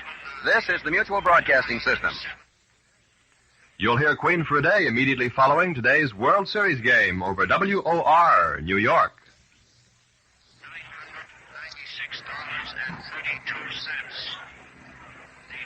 This is Jim Britt back at Braves Field on the banks of the Charles River in Boston, where the 6th World Series game score stands Cleveland 3, Boston Braves 1. Cleveland was confident of wrapping it up yesterday, but the Braves erupted with a display of power that was unprecedented in this series. Dale Mitchell is the leadoff batter. He has a double in 3 trips. He's the Cleveland left fielder. Bill Voisell still on the mound for the Braves. And there goes a fly ball to right center field. Mike McCormick goes back, stands and waits for it. He takes it for the first out. A routine fly ball. That's the second time Mitchell has flied out to center field. But over in the Boston Braves bullpen, Spahn and Barrett are warming up. That obviously is because Voisell is slated to be the 7th Boston batter in the last half of the 7th inning. Larry Doby, the batter. Voisell, in 4 tries, has been able to retire him only once. He's hit twice and walked once.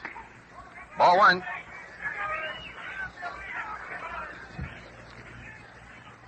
One ball, no strikes. There goes a drive to center field, a hard line smash that drops safely, and it's a base hit. That's the 3rd hit for Doby off Voisell. And incidentally, it gives Larry a total of 7 hits in the series, which, if my record is correct, is tops. Elliott has 7 now, too. Elliott and Doby are tied with 7 hits. Lou Boudreau, the batter. He doubled in the first Cleveland run. He's a right-hander. There's a pitch out, but no throw was made to first as Doby bluffed a steal. Doby is very fast. The attendance is 40,103. That's capacity here at Braves Field. 1 ball, no strikes. The pitch, low inside. The count, 2 balls, no strikes. It looked for an instant as though Boudreau was either going to bunt or intended to bluff a bunt, even with 1 out.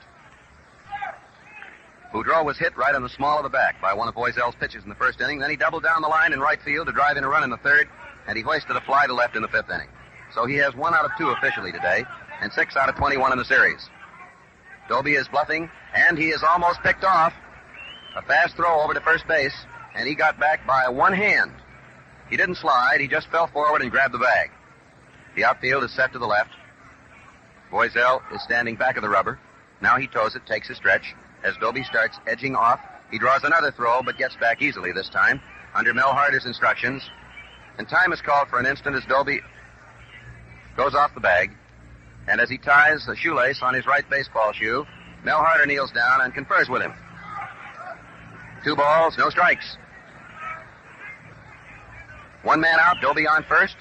The 7th inning, Cleveland leading 3-1. Here's the pitch. There's a ground foul down the 3rd base line. That one missed being an extra base hit by a margin of about 3 feet. Cleveland scored 1 run in the 3rd, and 2 of the fans that time were so eager to capture that souvenir ball out on the field that they fell right over the flag-draped bunting and got it, of course. The count, 2 balls, 1 strike. The great Cleveland manager is having a good series for himself. Boudreau bats from that crouch. Voisell stretches. There goes the runner, and a foul ball will bring him back. A high foul out of play to run the count to 2-2. Doby turned around and started back and was halfway back to first base even before the ball dropped down in the first base line. 2 strikes, 2 balls the count. Today, possibly it's because today's crowd is just a little less than half of yesterday's, the excitement of the 2 dugouts even seems to be missing. There's not much chatter, except some occasional bench jockeying. 2-2 the count. The pitch. There's a ground ball that goes to Elliott. Elliott throws to Stanky. That's 1. Stanky to first. Double play. Elliott to Stanky to Torgerson. And the Braves have finally managed to complete an around-the-horn double play for their 3rd twin kill of the series. And everybody is up now as the stretch half of the 7th occurs. At the end of 6.5 innings of play, the score is Cleveland 3, Boston Braves 1. Last inning, you heard Eddie Pellegrini of the St. Louis Browns say he thought his old Gillette was tops until he tried a friend's Gillette Super Speed razor.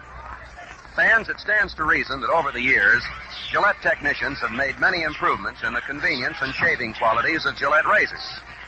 Yes, and if you're not using the improved Gillette Super Speed razor, you can't imagine what you're missing. This is the easiest shaving, most convenient razor ever. Among other features, it has a notched positioning bar for use with the Gillette dispenser. Just zip out a blade, hook it in place, twist the handle, and the razor closes. Beautifully designed, superbly made, this is a precision instrument. It can't jam, can't clog, and you don't have to be a locksmith to change blades instantly. Enjoy modern shaving satisfaction. Get a Gillette Super Speed Razor plus 10-blade Gillette dispenser. A big $1.50 value for $1. Cleveland collected no runs, one hit in that seventh inning, left no one on. The Indians have a total of 3 runs, 7 hits so far in this game. And the leadoff batter to oppose Bob Lemon in the seventh will be Mike McCormick, who has 1 hit and 2 trips, 6 out of 21. And it was he who scored Bob Elliott with the Braves' only run in the fourth. The Braves trail 1-3. Lemon pitches, and it's a strike called. It's getting very cloudy overhead, very dark, and somewhat ominous looking, as though there will be, after all, a threat of rain. 1 strike the count. Lemon takes his windup, and McCormick looks at one outside. That was a curveball. The count 1 ball, 1 strike. Actually, although he has yielded an earned run in this game, Lemon has been just about as effective in this one as he was in the first, when he allowed 8 hits but scattered them. Bob takes his windup, pitches, swing and a miss. He broke off a curveball, let her high near the outside, and the count is 1 ball, 2 strikes. Billy Southworth is coaching at third base. Freddie Fitzsimmons is doing the coaching at first. Lefty Warren Spahn and Red Barrett are still the Braves' warm-up pitchers. The windup, but before Lemon could start to pitch, McCormick stepped out. Bill Summers called time. Mike indicated that he had something in his eye. Lemon standing on the rubber, gets a sign. Here's the pitch. Outside. Curveball that missed the outside corner. Not by much. 2-2 the count. Eddie Stanky is in the on-deck circle, and there will doubtless be a pinch hitter for Big Bill Voiselle in this frame, since he is scheduled to be the third batter. Here it comes. Swing and a miss. Strike 3. Lemon fired a fastball, and that is his first strikeout of this game. He saved it for the stretch half of the seventh inning. Eddie Stanky hasn't had an opportunity to hit in this game. He has walked twice and has been left stranded both times. In the third inning, he got as far as third base on a bunt and a single. And then in the fourth inning, he got just as far as first. He's a right-hander. He swings and misses. That's about as hard as you'll see Stanky swing. He went after a curveball. 1 strike the count. 1 man out, and the Braves trail 1-3. This is another of the low-scoring games, with defense the outstanding factor. Lemon winds up, pitches, outside. He wastes that one, and the count is 1-1. 1 ball, 1 strike. The outfield set to the left. Billy Southworth is hopeful of sending this into a 7th and final World Series game, but Boudreau is supremely confident. Strike called. A fastball for called strike 2, and the count is 1-2. Feller and Gromek are warming up for Cleveland as a precautionary measure. There's no one on. Lemon is in no trouble in this frame. He's yielded at least 1 hit in every inning save the 5th. He pitches. There's a slow roller that goes to third base. Keltner comes up, is off balance, throws, and he gets it. Bill Stewart held up his decision, seemed to be weighing it for an instant, and then gave the out sign. Stanky's speed has been reduced as a result of the injury, and that was accountable for the fact that he was unable to beat that out since it was bobbled briefly by Keltner. Buck McCormick is going to bat for Bill Voiselle. For the Braves, Frank McCormick, number 6, batting for Voiselle. Frank McCormick has a batting average of .250. He's had 1 hit in 4 trips. And that means that either Warren Spahn or Red Barrett is likely to come in and replace Bill Voiselle in the 8th inning. 2 men out as McCormick faces Lemon. Lemon, incidentally, has allowed only 1 hit over the last 3 full innings. He pitches and throws a sidearm pitch outside for ball 1. 1 ball, no strikes. The Braves haven't been able to find the range on the fences in their own ballpark, but they did so yesterday at Cleveland. Joe Gordon, however, found the range for his 4th World Series home run today in the 6th inning. There's a ground ball to Keltner, right back of the bag. He looks it over, fires to first in time for the out. He seems to be reading the signature on it for an instant before unloading, So that's a 1-2-3 inning for Lemon. No runs, no hits, no errors, none left. And at the end of 7 innings of play, the Boston Braves trail by a score of 1-3. Warren Spahn goes over to get his jacket out of the bullpen, and it is he who is being called in for the second consecutive day in a relief role. Yesterday, his pitching was superb. He allowed a double to Lou Boudreau, but he struck out 5 of the last 6 men at Cleveland in one of the all-time great clutch exhibitions of World Series history. To refresh your memory, yesterday, when he came into the ball game, the bases were empty with 1 out in the 4th inning. He got by the first batter, Bob Feller, then walked a man, and then in his last 5 1/3 innings, he struck out 7, and in the 8th inning, he struck out Gordon, Keltner, and Boone in order. Then in the 9th inning, after Robinson had flied out, he fanned Hegan and Joe Tipton in succession. The score is Cleveland, 3 runs, 7 hits, no errors. The Boston Braves, 1 run, 6 hits, and no errors.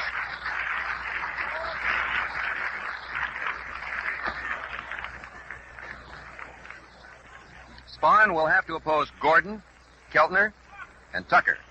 He didn't pitch to Tucker yesterday, by the way, but the first time he faced Gordon and Keltner, he struck them out. Yesterday, he wasn't throwing his curveball for much purpose other than that of wasting it. He was keeping the Indians constantly guessing by an assortment of slow and fast stuff. He was changing up. His fastball was extremely effective. And 2 or 3 of the Clevelanders afterwards said that his pitching had been tougher than any they'd seen in this series. Cleveland has had some great pitching performances, and there have been 3 shutouts, you recall. The authors were Sane, Bearden, and Gromek in that order. Joe Gordon has 1 hit in 3 trips today, his 4th World Series home run. He's a right-hander. Spahn gets set. Here's the pitch. And there goes a drive towards left field. Rickert goes over fast, takes it, falls down, rolls over, and holds it. A fine play. And it happened almost under the feet of the National League left field foul judge umpire, Babe Pinelli. And there, incidentally, is another reason why having those umpires stationed out on the line is an excellent idea, because Pinelli was only 10 feet away from Rickert when he described a somersault, and he was perfectly positioned to see that he had held the ball. Keltner, the batter. Keltner has no hits in 3 trips. Here it comes. Swing and a miss. He guessed. He seemed to guess on that. He held his swing until the last instant and then swung very quickly at a fastball. 1 strike. The outfield is deep to the left. Spahn delivers. Throws another fastball outside, and the count is 1-1. Red Barrett continues to warm up for the Boston Braves, and Vernon Bickford is also loosening up. Spahn takes his windup with 1 out and none on. There's a ground ball that bounces away from Spahn. Dark picks it up, throws to first. Not in time, and it's scored base hit.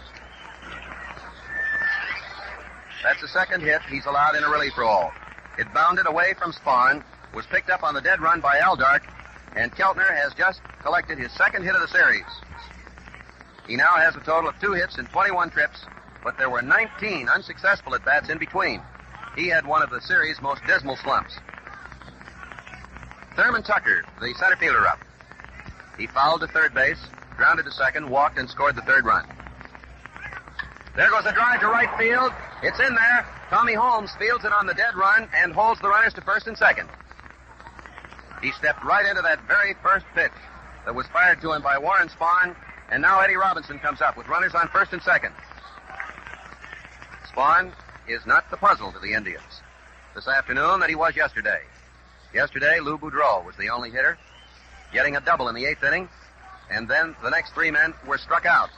But now, with 1 out, and it took a fine catch by Rickert to retire Gordon, Robinson is up with 2 men on. He has 1 out of 3. Eddie is a left-hander. Strike called. That was a slow curveball that came over. Keltner on second base, Tucker on first base. And the Indians are in scoring position again. They now have 9 hits, 1 hit more than they had behind Lemon in his first victory. Spahn takes a stretch, looks at second, Pitches. Threw a curveball that missed the outside corner, and the count is 1-1.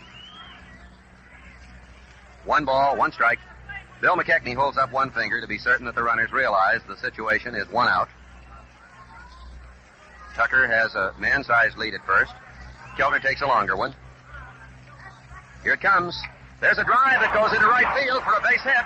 And here comes Keltner sprinting for the plate with a 4th Indian run. Runners are on 1st and 3rd as 3 consecutive hits rattle off Juan Spahn's delivery, and Cleveland takes a lead of 4-1. That was Robinson's 6th hit of the series. Keltner scored. Tucker went all the way to 3rd base. And we're looking down below to see whether or not Billy Southworth intends to make an appearance. Jim Hegan is getting ready to bat, and Spahn apparently is going to stay in. Cleveland leads 4-1. That was the score by which Lemon won the second game. Spahn takes a stretch. Here it comes. Outside, fastball. Tucker on 3rd base, Robinson on 1st base. And Robinson's line drive was well over Torgeson's head down the right field line with Holmes running fast to cover. 1 ball, no strikes. There's a throw to 1st base. Robinson is back in time under Mel Harder's shout of "Look out." This is the gloomiest day we've had. It has turned into it, weather-wise. Another throw to 1st base, but Robinson is back easily. Cleveland now has 4 runs, 10 hits. And the Indians are still in a rallying position. The outfield is deep to the left. The pitch, swing and a miss. That was a fastball, and the count is 1-1. The Indians broke a 1-run tie, which lasted through the first 5 innings of play. Time called for an instant. Lou Boudreau hollered from the dugout as Hegan got ready to step out.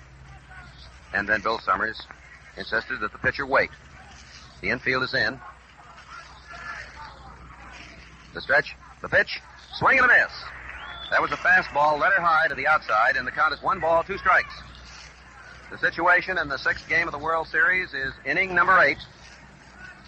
Thanks to that fine catch by Rickert, who held the ball off Gordon's bat after somersaulting, Spahn has been touched up so far for only 1 run. This could have been a very sizable inning, and still may be.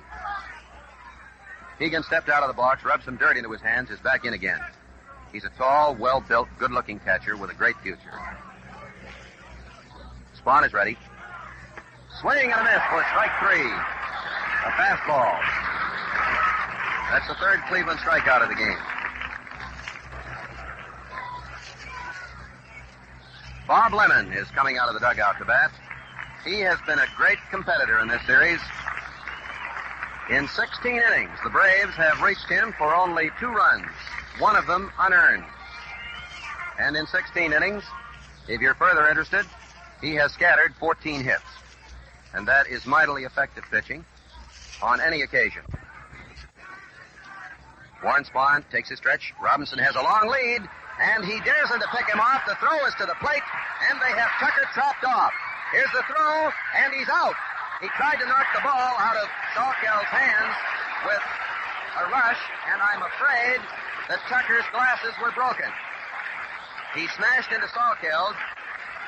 The play, incidentally, went from Spahn to Torgeson to Salkeld to Elliott to Salkeld, who tagged Tucker, and I fear Tucker's glasses were broken on the play.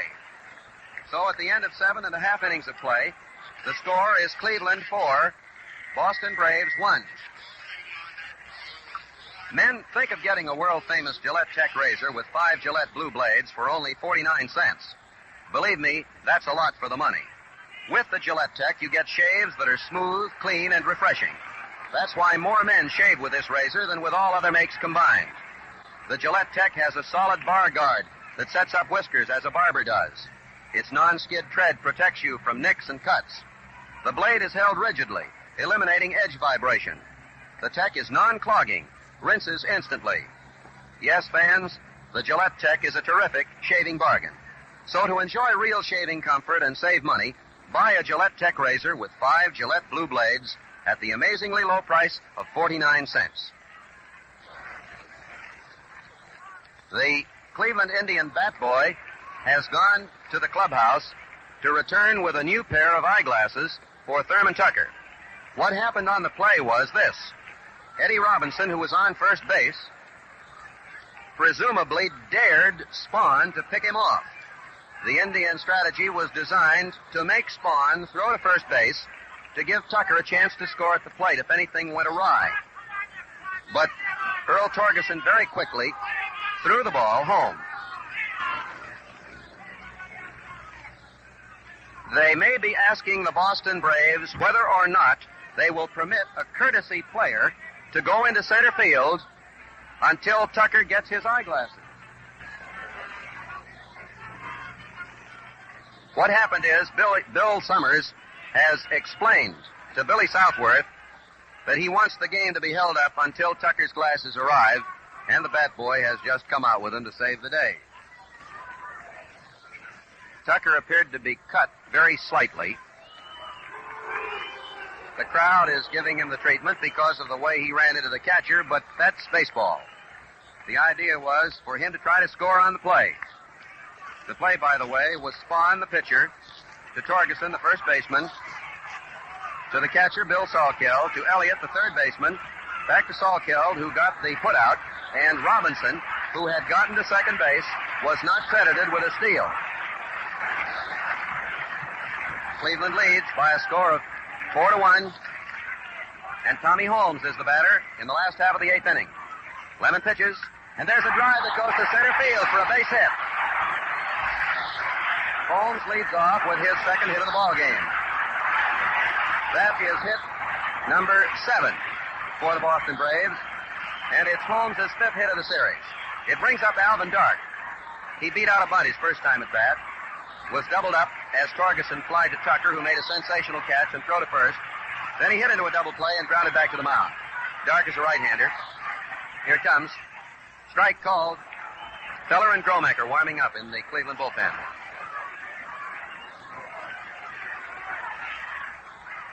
Cleveland has a 4-1 lead in the last half of the eighth inning as the Braves tried to stage a desperation rally in an effort to push the series into a seventh and deciding game. Otherwise, this is the clinching victory as far as Cleveland is concerned. The outfield is set to the left. The infield in a little. Outside, that was a slider, and the count is 1-1. Dark started to go after it, held away from it. Lemon throws a slider sparingly. A sinker ball is his stock in trade, and he has an excellent one. Ray Scarborough was telling me about it a while back. Here's the pitch. Strike called. That caught the outside corner. Dark let it come, and the count is 1 ball, 2 strikes. Dark has had 3 hits in 23 appearances in the series. Ken Keltner is standing just inside the third base line, guarding it very closely. Tommy Holmes is being held right close at first base by Eddie Robinson. Here's the pitch. There's a drive that goes to right field. Doby comes in fast. He takes it, and Holmes has to go back. Dark was trying to hit the ball into right field, but it stayed up in the air long enough for Doby to make the play. Gene Bearden has joined Feller and Gromek in a warm-up capacity. So there's 1 out in the Braves' 8th inning, and Earl Torgeson comes up. The Braves need 3 runs to push this game into a tie status. Torgeson, who was the top batter of the series for the Braves, has no hits in 3 trips today. Lemon has slowed him down. He's a left-handed batter, and he hits a drive down the right field line. That is in there for extra bases. There goes Holmes to third base. Torgeson going to second base, sliding in safely.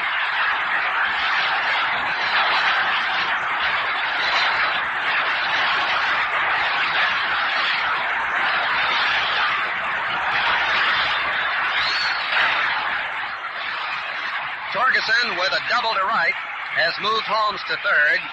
Lemon is going to stay in. Boudreau has already given him a reassuring pat on the back. Torgeson just collected his 3rd double, his 7th hit, to tie Bob Elliott and Larry Doby. And with Bob Elliott up, Bob has 3 consecutive singles. 2 of them infield hits. He has scored the Boston run. The catch that Doby made at the expense of Dark now looms as mightily important, because with Dark trying to hit the ball into right field on the hit and run, Doby came in fast and spirited and turned Holmes back. There's 1 out, 2 on. That was right up close to the ears for ball 1, a high, fast one. 1 ball, no strikes. Cleveland has 4 runs, 10 hits. The Braves have 1 run, 8 hits. That's the total to which they were held by Lemon in his second winning game of 4-1. He stands on the rubber. He's taking plenty of time. He's very deliberate. He winds up. He pitches and throws a sidearm pitch inside. That was a fastball, 2-0.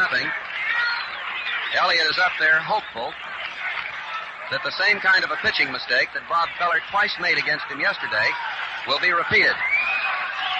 And Lemon is bearing down all the harder, determined not to do so. 2 balls, no strikes. Here it comes. High, ball 3, 3-0. And Feller, Gromek, and Bearden just got a sign via the relay system to the bullpen to bear down a little more vigorously, as Lou Boudreau turned and looked out to the left of the flagpole where the Cleveland bullpen is hidden. 3-0 the count. Here's the windup. Strike called. Elliott was almost down on one knee that time, attempting to distract the pitcher, Bob Lemon, so that he would throw him ball 4. It's a 3-1 situation, with Holmes on third base, Torgerson on second base. Lemon standing on the mound. Elliott uses a very close stance, and they play him to pull the ball well to left. Here it comes. Swing and a miss. Fastball that came blazing like a streak right over the plate. And Elliott took a savage cut at him to run the string to 3-2.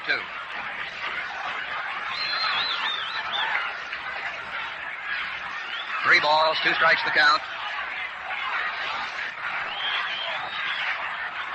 Elliott waiting for the pitch, and the crowd now is hanging on the edges of its seats. Here it comes. Ball 4 to fill the bases. That was inside. That's the 4th base on balls off Lemon. And with the bases loaded and 1 out for the Braves, manager Lou Boudreau calls a halt. He raised his hand on high, comes in a way that would indicate there's going to be a new pitcher. He takes the ball from Lemon. Bill Summers makes a sign to the bullpen, and the right field foul line umpire, Joe Paparella, goes over to be certain that the new pitcher comes in promptly.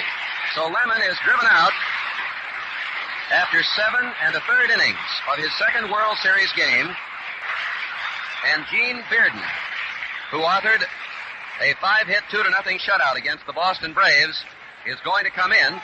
So there is a possibility that Rickert, a left-hander, will be replaced.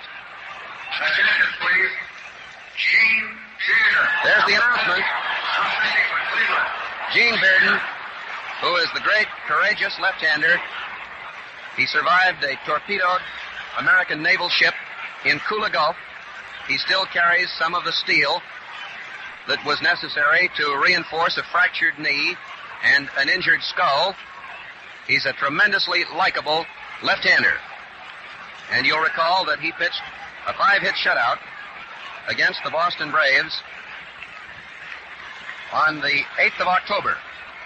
And in that game, 1 Brave reached third, and only 2 other Braves got as far as second base. Clint Knatzer, a Texan and a Braves outfielder, has a bat in his hand down in the Boston Braves dugout.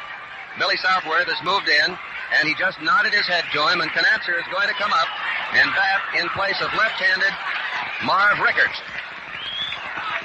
The bases are loaded with 1 out for the Boston Braves in the 8th inning, and Cleveland leads 4-1. The condition of the playing field here at Braves Field, notwithstanding the fact that there have been some football games played on it, was put into excellent World Series condition by Al Oliver and his capable crew of groundskeepers. Clint Knatzer, they've just made the announcement, and for the benefit of those who didn't already recognize him, the information, together with his numeral, came over the public address system.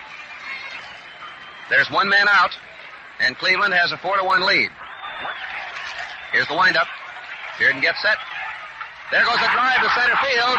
Going back for it is Tucker. He takes it, and here comes Holmes sprinting in with a run. There goes Torgerson on his way to third base. That was a wicked smash that went straight away to center field, and Holmes came in after the catch. Macy is going to come up in place of Salkeld. And Lou Boudreau comes in to say something to Jim Hegan, the catcher. The score is 4-2. Bill Macy, number 10. There are runners on first and third. Torgerson moving up on that wicked smash, and it was well tagged. It was a low line drive, and Tucker was able to get back under it. It was hit straight away to center field. Macy has scored a run, but he has no hits in 7 trips in this series. Billy Southworth is pulling all the strings he knows how. This is Bearden's second appearance of the series. 2 men are out. Cleveland leads by a score of 4-2. Macy stands very close to the plate. He's up in front of it, as a matter of fact. Inside, ball 1. And waiting hopefully in the on-deck area is Mike McCormick, who drove in the first Boston run of the game. Cleveland broke a tie with 2 runs in the 6th inning. One of them was Joe Gordon's home run, his first of the series, his 4th in World Series competition. The Indians added another run in the top half of the 8th inning. There's the stretch. Bearden gets set. He pitches. There goes a drive down the left field line, and the ball is off the wall. It is 4-3, and it is a double. Runners on second and third.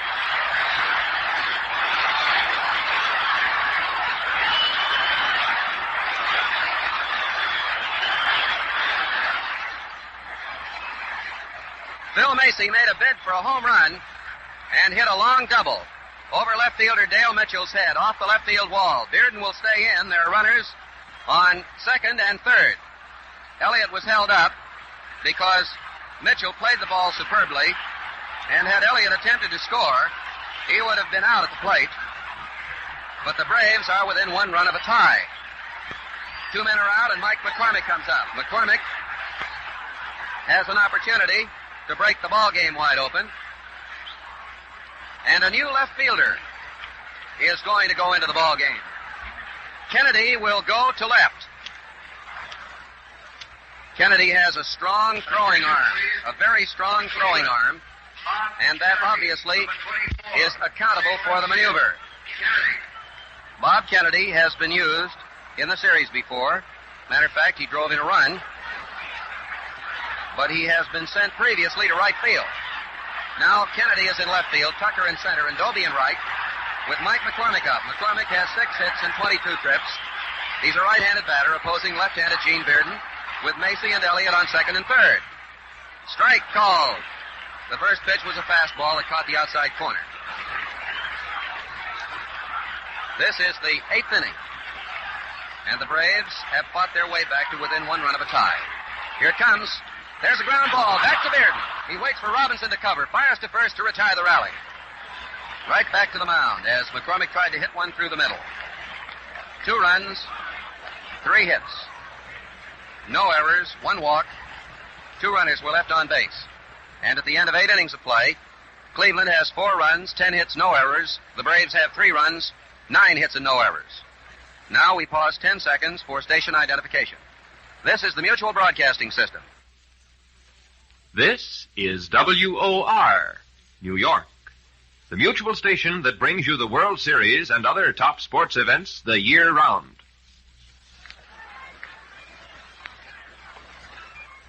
Gene Bearden is scheduled to be the first batter in the 9th inning, and then he'll be followed by Bob Kennedy and Larry Doby. Please, for the Braves, Mike McCormick, number 31.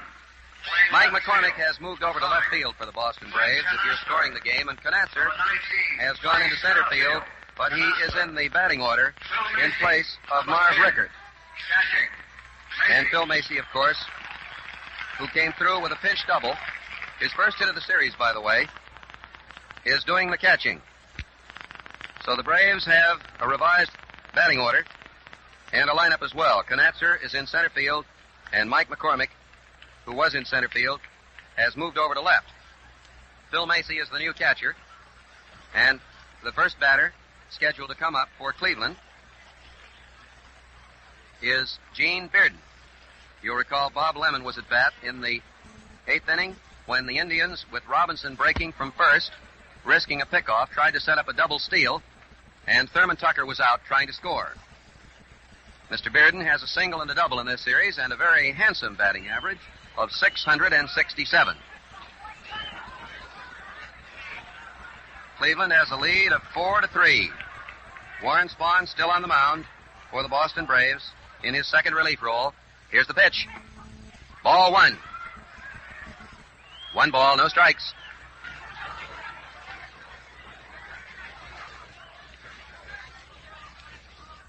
Here it comes. Foul tip. Bearden went down on his left knee after swinging and tipping it right back against the screen, and the count is 1 ball, 1 strike. This has been one of the most exciting ball games of the entire series. The outfield is just a little to the right of straightaway. Here it comes. A fastball high, and the count is 2 balls, 1 strike. The sign has just gone out to right field, and Vern Bickford and Red Barrett start warming up again for the Boston Braves. Spahn winds up. He pitches. Ball 3. Low outside. 3-1. And Macy steps across the plate and fires one back. Macy's double, by the way, was just about halfway up on the left field wall. Here's the windup. Swing and a miss. Bearden was hopeful that that pitch would be to his liking. And when it came in just above the knees, he swung, and the count now is 3-2. He's knocking the dirt, some of the clay out of his spikes. Bill McKechnie is coaching at third. The first base coach is still Mel Harder. Spahn takes that big windup. He strides, delivers. Strike 3, swinging. That's his second consecutive strikeout, by the way, and his 9th of the past 2 days. He struck out Hegan in the 8th inning. 1 man out, and Bob Kennedy is the batter. Kennedy made an appearance earlier in the series in a batter's role, and he singled and drove in a run. He's a right-handed batter. Strike called. That was a fairly slow pitch. 1 strike the count. Here it comes. Fastball low inside, and the count is 1-1. Kennedy has 1 hit in 1 time at bat and 1 run driven in this series. It was a single. Spahn takes a big windup. Swing and a miss. There was a jug-handle curveball, one of his specialties. He didn't throw it much yesterday. The count now is 1 ball, 2 strikes. The 4th Cleveland run was scored against Spahn, by the way. Kennedy sets himself close to the plate. Swing and a miss. Strike 3. For the second time in as many days, Spahn has struck out 3 consecutive Indians. That's 10 strikeouts for the Buffalo, New York southpaw in 24 hours. He finished up yesterday and richly deserved credit for the win. Larry Doby is the batter. Larry is one of the 3 top batters of the series with 7 hits. He has 2 out of 3 today. He's a left-hander. Strike called. That was a slow pitch that caught the outside, and Doby didn't want to go after it. There are 2 men out. First half of the 9th, Cleveland leading 4-3 in an exciting 6th game. That was high and inside, and the count is 1-1. If you're interested in stealing a look at the last of the 9th, Stanky is slated to lead off, and then probably a pinch hitter for Warren Spahn. Here it comes. Swing and a miss, and Doby fell down. That was a curveball right down in the dirt. It bounced in the dirt, and Doby fell into the ball after he'd completed his swing and missed it. And the ball very nearly bounced up and struck him. 1 ball, 2 strikes the count. Here it comes. Foul ball. Very nearly another strikeout. As a matter of fact, if it hadn't been for yesterday when Robinson hit a fly ball to left field, Spahn might have his name etched in the record books. Because he struck out 3, then he missed Robinson and struck out 2 more. Here's the windup. Strike 3! 4 straight strikeouts.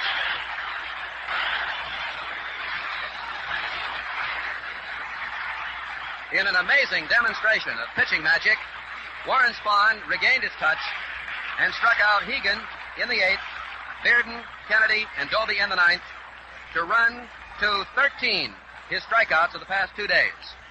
Going into the last half of the 9th inning, Cleveland leads 4-3.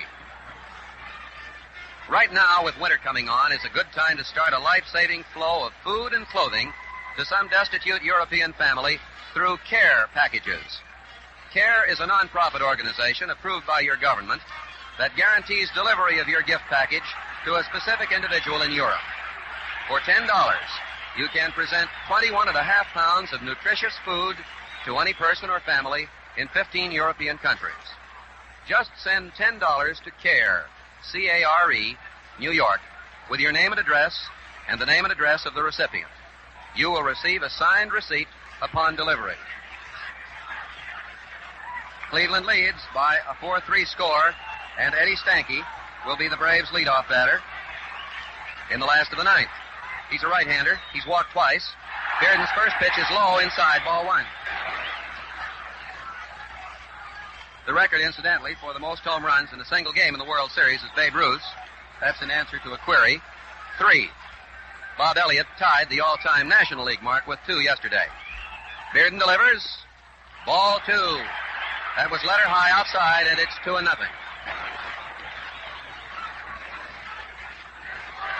Bearden has faced 3 batters, and 2 of them have hit the ball extremely well.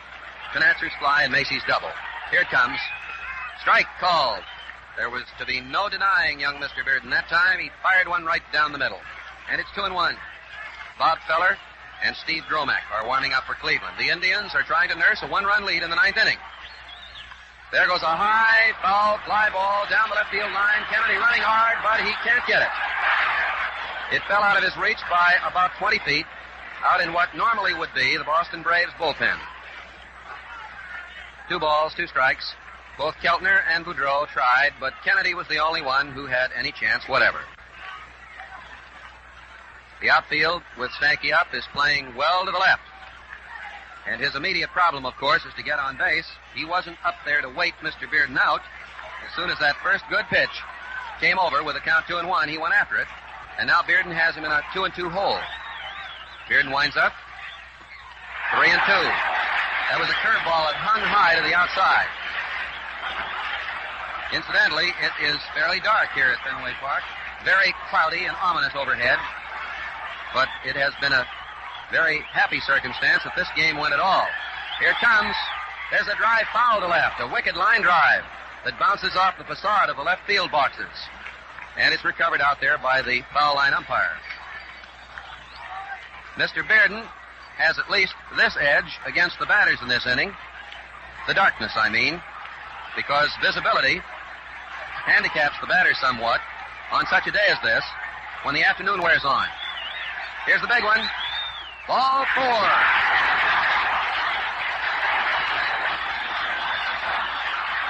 Stanky gets his 3rd walk of the game and his 7th base on balls of the series. There may be a pinch runner.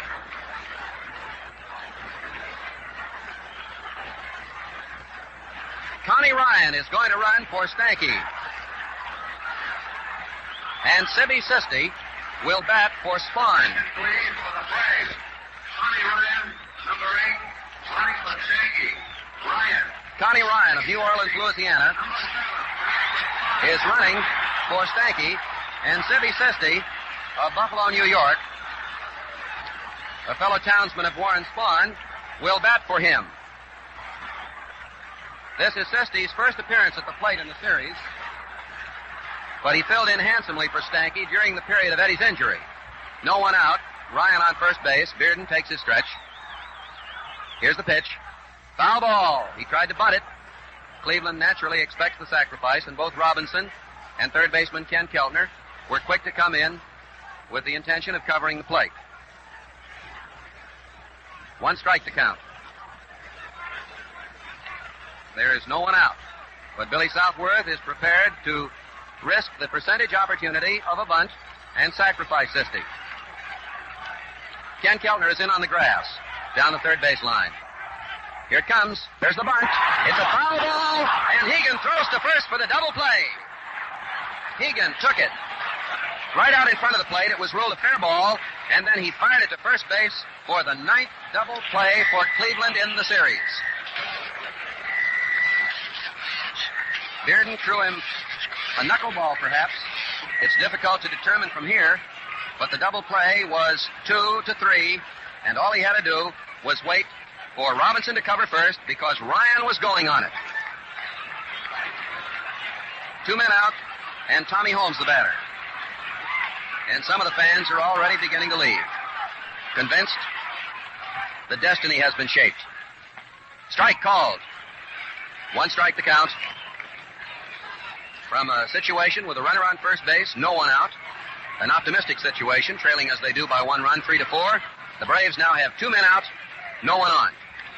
Here's the pitch. Foul ball, and that one is coming up here. The count, 2 strikes.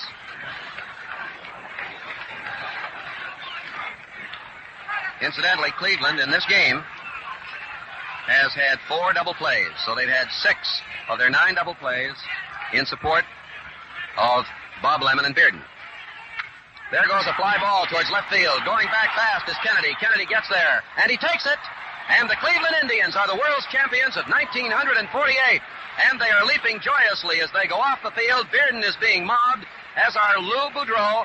And out in center field, Tucker and Kennedy come running in, arm in arm. The final score, Cleveland 4 runs, 10 hits, no errors. The Braves, 3 runs, 9 hits, no errors. The winning pitcher, Bob Lemon. The losing pitcher, Big Bill Voiselle. And camera flash bulbs are exploding all over the premises as the Braves, Billy Southworth, congratulates Lou Boudreau, and the Indians have tucked away the bunting in baseball's greatest classics. And now here to review the game and feature some of its highlights is Mel Allen. The 1948 World Series is over, ladies and gentlemen. On a dark and gloomy day in Boston, the 1948 World Series comes to an end with the sun figuratively shining, as a matter of fact, even blazing, insofar as the Cleveland Indians are concerned. For here, in the wigwam of the Boston Braves, on the banks of the Charles River, the Cleveland Indians have been crowned champions of the baseball world. The second such honor in 28 years. And down below us on the field is a coatless, but wearing just a thin silk shirt, half-sleeved Bill Veeck, hobbling over from his box behind the Cleveland dugout to the runway to move into the Indians clubhouse to help them celebrate their victory. Along with him is the vice president of the Cleveland Indians ball club, Hank Greenberg. You got to take your hat off to guys like Bob Elliott, who sparked his team in a tremendous comeback yesterday to prolong the series. And you've got to take your hat off to a fellow like Lou Boudreau, one of the greatest shortstops you've ever seen in your life. I doubt you'll ever see one any better at any time in the future. Well, we could pick out men here and there. They're all great. They're all wonderful. It was a delightful World Series, although it did get off to a slow start because of the great pitching. And so it comes to an end with the Cleveland Indians, the world champions, ladies and gentlemen. We must add this one other thing, too. Cleveland's 9 double plays in the series, with so many of them today coming through to help them win the world's championship. That's all there is, ladies and gentlemen, as we sign off from Braves Field. We got to mention, as our mind wanders and we look out onto the empty field now, you think of such fellows as Larry Doby, who got so many base hits. Larry Doby and Bob Elliott and Earl Torgerson, all of whom got 7 hits to lead in total hits. But you could go around, pick out each individual, and show his relative value to the overall picture of presenting for American baseball fandom another exciting World Series. We hope that you've enjoyed it, and so fans, that's that. The story of another World Series goes into the record. But Gillette's cavalcade of sports carries on. Every Friday night, we're on the air coast to coast with a major boxing event of the week. Plan to be at Radio Ringside Friday nights and enjoy the fun. Now, this is Mel Allen saying smooth sailing, smooth shaving, and good afternoon from your host, the Gillette Safety Razor Company, and Jim Britt. Recorded highlights of today's World Series game will be heard over WOR at 11:30 tonight. Stay tuned now for Queen for a Day, which follows. We wish to thank the La Rosa Macaroni Company, sponsors of the Hollywood Theater of Stars, for relinquishing their broadcast time today in favor of the World Series game. This is the Mutual Broadcasting System. From Forbes Field in Pittsburgh, the sixth game of the 1960 World Series. The New York Yankees versus the Pittsburgh Pirates. Brought to you today by General Motors and by the Gillette Safety Razor Company. It's game number 6 of the 1960 World Series, and this is Jack Quinlan, along with Chuck Thompson, back here in Pittsburgh at the home of the Pirates, Forbes Field. This is where this thrilling show began 1 week ago today, and now, a week later, the Pirates lead the New York Yankees in the series 3-2. Today, the Pirates are sending right-hander Bob Friend to the mound in an effort to close out the series and raise the first World Championship flag over Forbes Field since way back in 1925.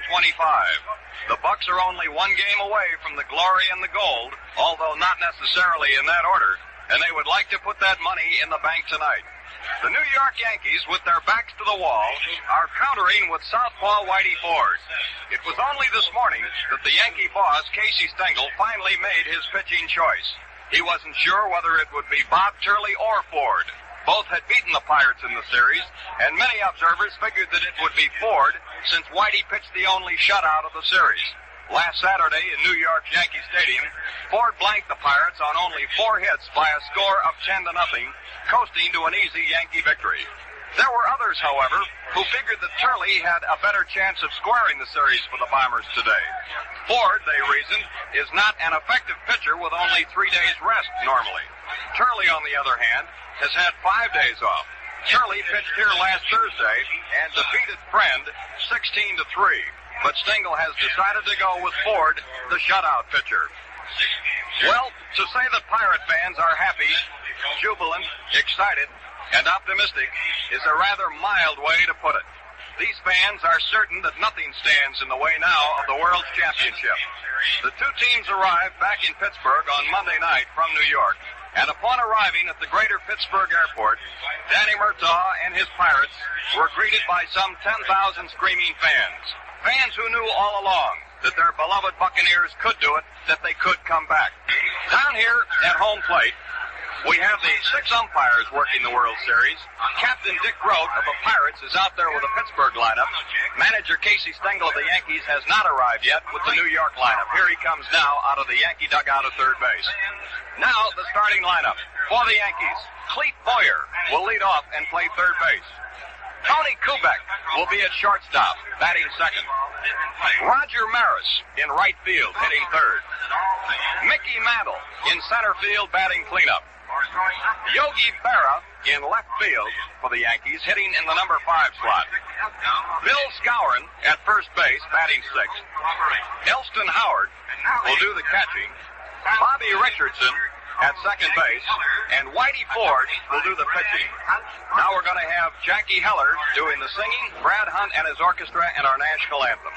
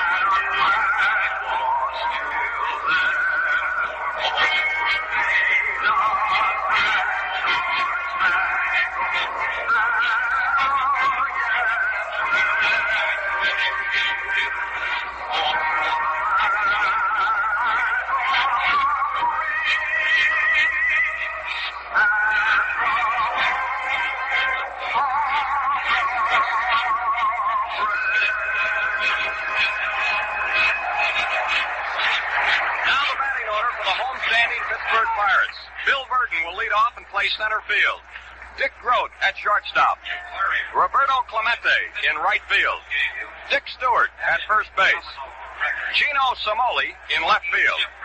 Hal Smith will do the catching. Don Hoke at third base. Bill Mazeroski at second base. And Bob Friend will do the pitching. Now, Whitey Ford has made 13 World Series starts.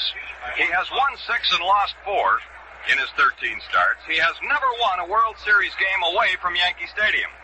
Ford has won all 6 of his victories at Yankee Stadium, and he's lost 2 in Yankee Stadium, and he's also lost 2 on the road.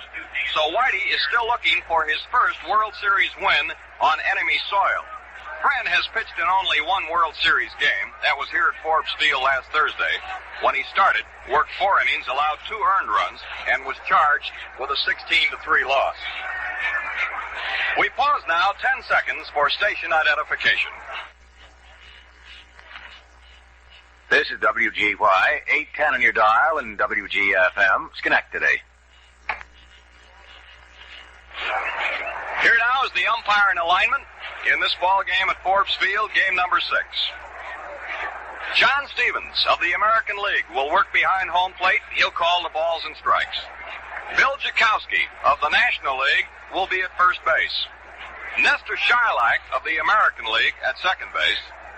Dusty Bogus of the National League at third. Stan Landis of the National League will be down the left field foul line. And Jim Honachik of the American League down the right field foul line. We have the Pirates poised over here in their dugout at first base. Here they come, led by Captain Dick Grote. The Bucks are taking the field. Now, to bring you the play-by-play report here in the first half of this ball game, number 6 in the 1960 World Series, the gentleman from Washington, D.C., Chuck Thompson. Thank you very much, Jack Quinlan. Good afternoon, baseball fans. The Pirates take the field, and up on the mound goes the big right-hander, Bob Friend, who is a most determined young man this afternoon. He was, to say the least, disappointed over his inability to defeat the Yankees his previous try in the second game of the series here at Forbes Field, and is one of the most determined young men we've talked to. Bob Friend on the mound. Behind the plate, a new catcher today for the Pirates in his second World Series game will be Hal Smith.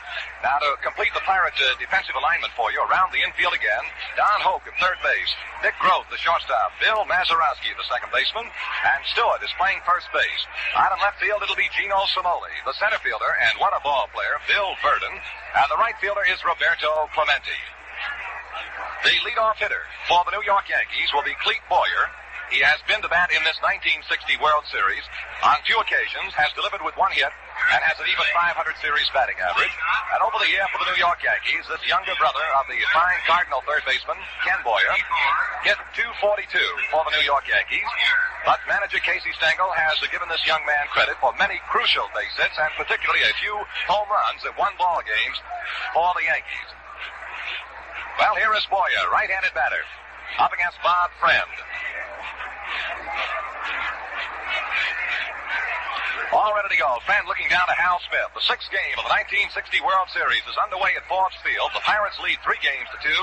Friend into the wire. The first offering, swing and a miss. Strike 1. The ball game is underway. A sharp breaking curveball from Bob Friend. Incidentally, in Friend's first outing, he went 4 innings. Allowed 6 base hits, walked 2, and he struck out 6 of the Yankees. The big Pirate right-handed deals, and here's a swing and a foul ball back on the net behind the plate. 2 strikes to Clete Boyer. He will be followed by Tony Kubek and Roger Maris in that order.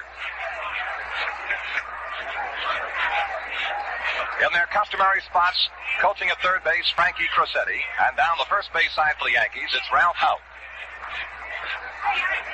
2-strike pitch coming down now to right-hand biting Clete Boyer. It's a ball outside, a check swing as Boyer started to go and then held back at the last moment. The ball dipped low and away, and the count now 1 ball, 2 strikes to the Yankee third baseman of the afternoon, Cletus Boyer. Another great crowd here at Forbes Field, and you couldn't ask for finer weather as Bob Friend throws a ball down low again. Again, Boyer started to offer and held back on the swing, and the count now 2 balls, 2 strikes to the leadoff hitter in the top of the first inning.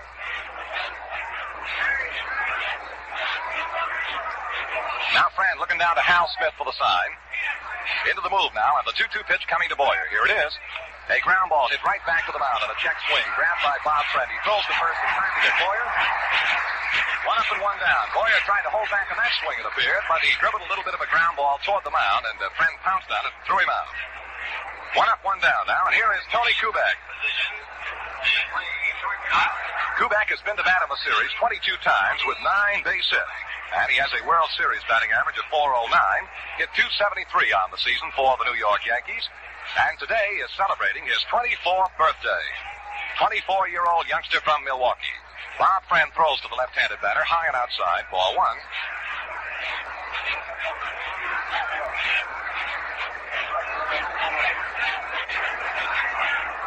Kubek has 1 double in the series and 2 runs batted in. Right back, here's a swing and a ground ball hit towards second baseman Mazeroski. He digs it out neatly, throws to first, 2 down.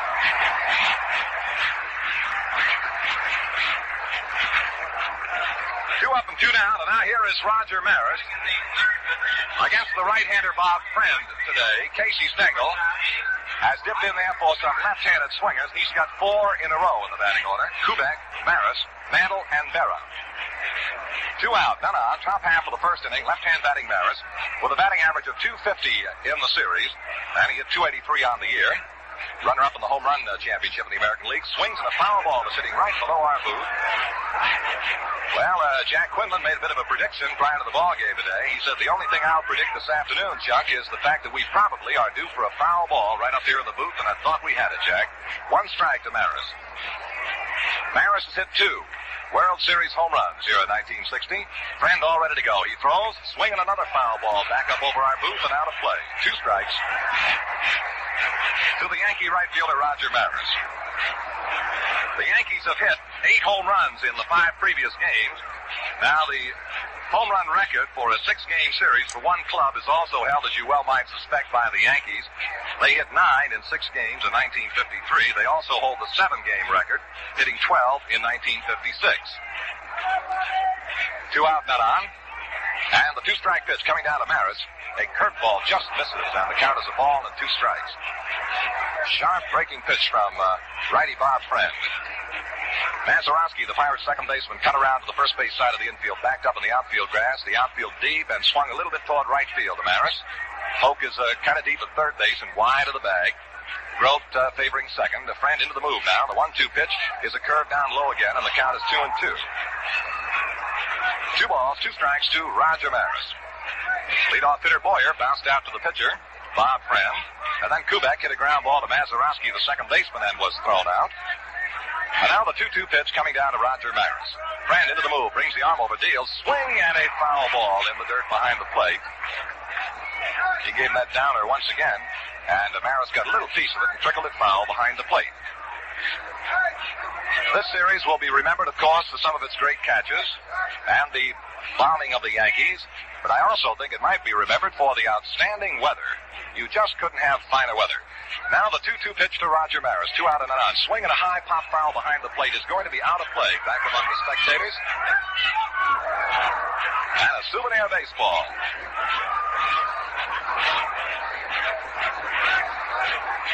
Certainly this series will be talked about for a long time. And people will refer continually, I'm sure, to the determined comeback of the Pittsburgh Pirates. And now the 2-2 to Maris, swing and another foul ball out of play behind the plate. Count continues, 2 balls, 2 strikes to Roger Maris. Pittsburgh fans, of course, are well aware of the ability of the Pittsburgh Pirates of 1960 to bounce back. And they had done it all through the 1960 campaign.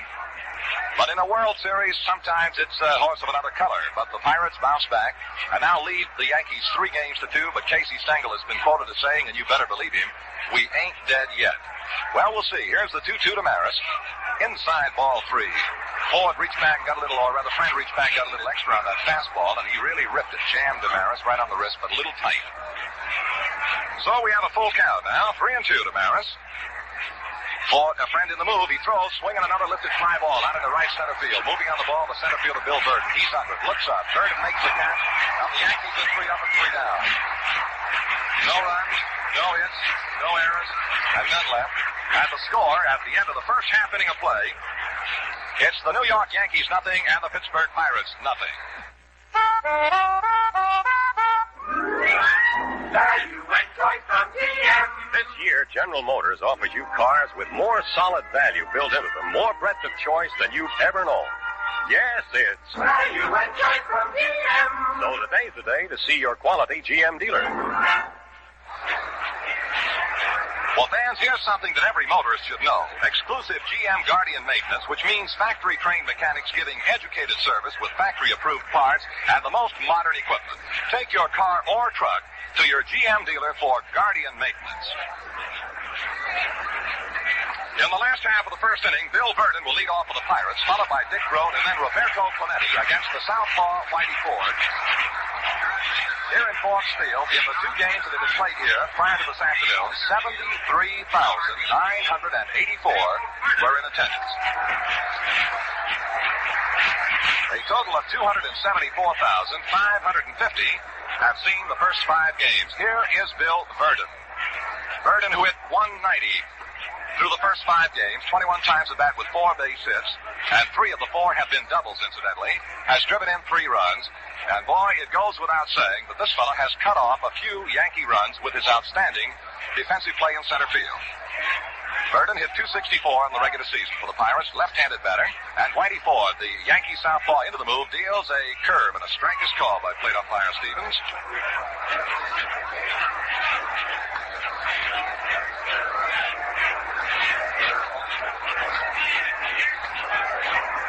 Now the one-strike pitch coming down to left-hand batting Ford. Verdon swung out a line drive into the center field. It's going to drop for the base hit. In front of Mickey Mantle, and Verdon is on with a line single to center field.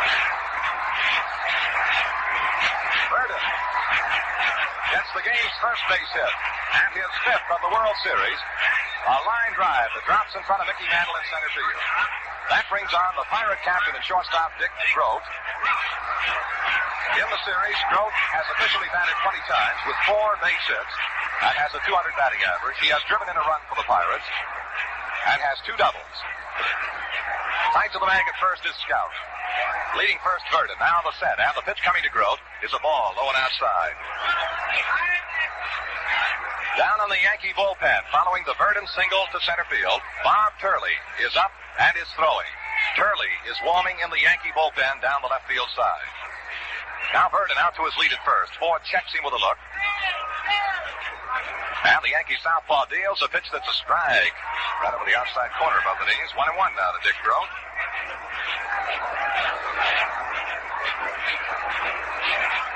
Elston Howard doing the catching here in the 6th game for the Yankees. Around the Yankee infield, Boyer at third, Kubek at short, second baseman Richardson, first baseman Skowron playing tight to the bag, guarding against the lead of Verdon. Now the 1-1 pitch coming down to Dick Grote.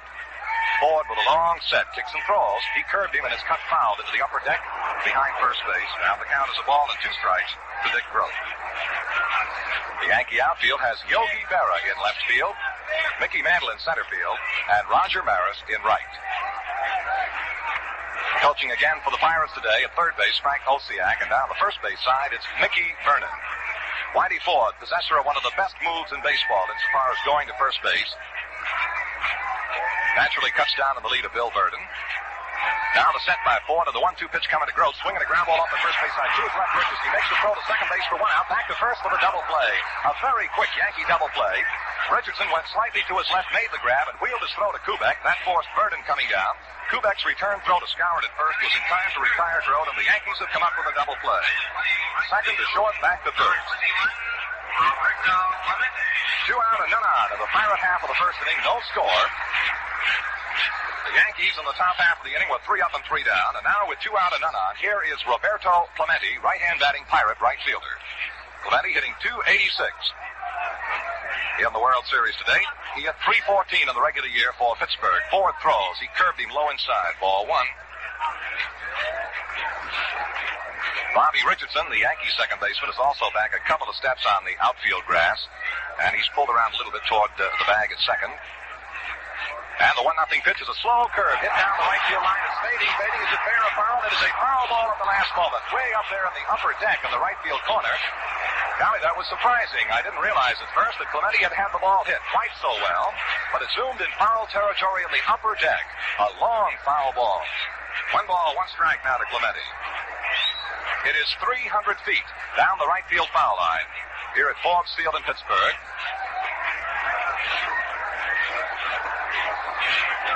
And down the opposite foul line, down in the left field corner, it's 365 feet. Now Elston Howard pumps out the sign. The count, a ball and a strike to Clemente, and Ford throws. He misses low with a breaking ball. 2 balls, 1 strike now.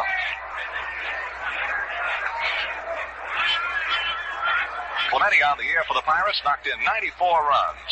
He's an exciting, dashing type of a ball player. All ready to go. The Yankee left-hander throws. Here's a swing and a ground ball off the first base side through the right field for a base hit. Clemente singles to right field. And the Pirates have picked up their second hit. Off Whitey Ford here in the first inning. 2 out. Clemente at first. And the batter is going to be Dick Stewart.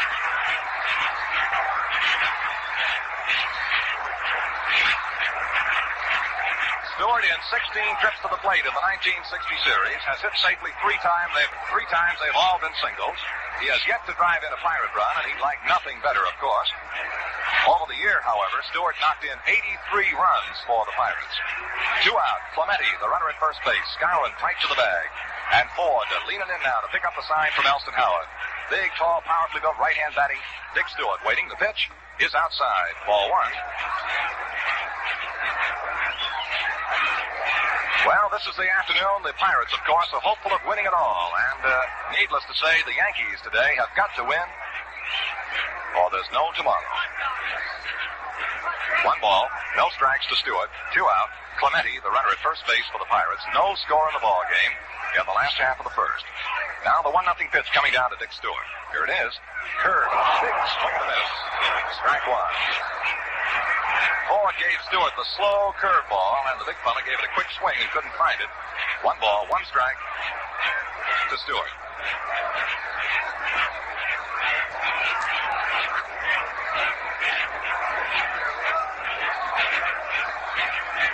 Yankee outfield deep and around toward left of this big power-swinging Dick Stewart. And boy, he can hit the ball about as far as anyone in baseball today. Now, Ford has taken enough time so that Stewart calls for time and steps out of the box momentarily. Back in again. Count 1 ball, 1 strike, 2 out. Clemente, the runner at first.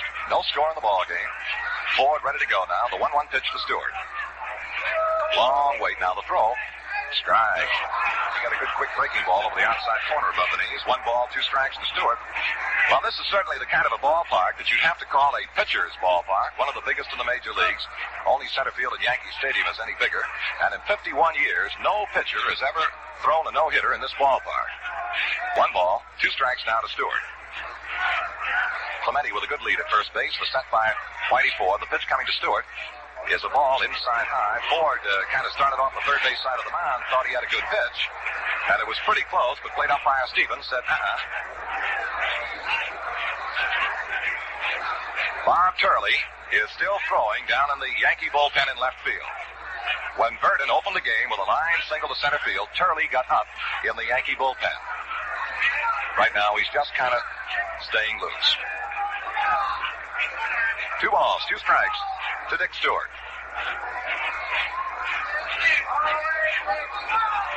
Ford all ready to go into the abbreviated stretch. The left-hander sets above the belt. Now kicks and throws. Ball 3 is up high. Fill the count now. 3-2. The Pirate first baseman, Dick Stewart.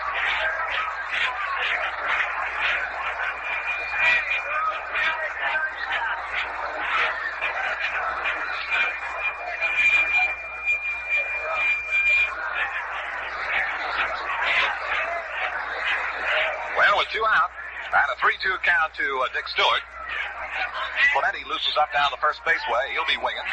Of course, Ford stares right at him to hold down that lead a little bit. Now the set. There goes Clemente. The pitch is swung and missed. He struck him out. So Ford notches a strikeout, and that's all for the Pirates in the first inning. No runs. They had 2 base hits. No Yankee errors. 1 man left. And the score at the end of the first inning, it's the New York Yankees nothing, the Pittsburgh Pirates nothing.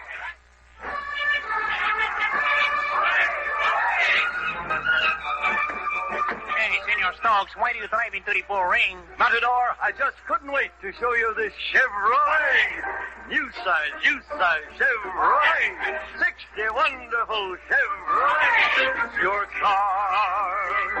If you're a man who wants value, this Chevrolet is your car. Aficionados holler, hooray for my car. It has power and sweep and comfort, of course. Chevrolet's my car, or I'm a picador's horse. Chances are you'll find your new car at the end, 'cause there's more to choose from. Value and choice from GM.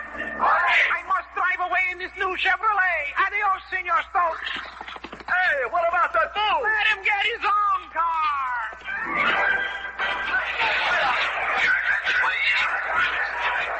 To lead off for the Yankees in the top half of the second inning, here is center fielder Mickey Mantle. Mantle having a tremendous series, particularly as a right-handed batter. His overall series average is .375. He has hit 3 home runs, has driven in 7.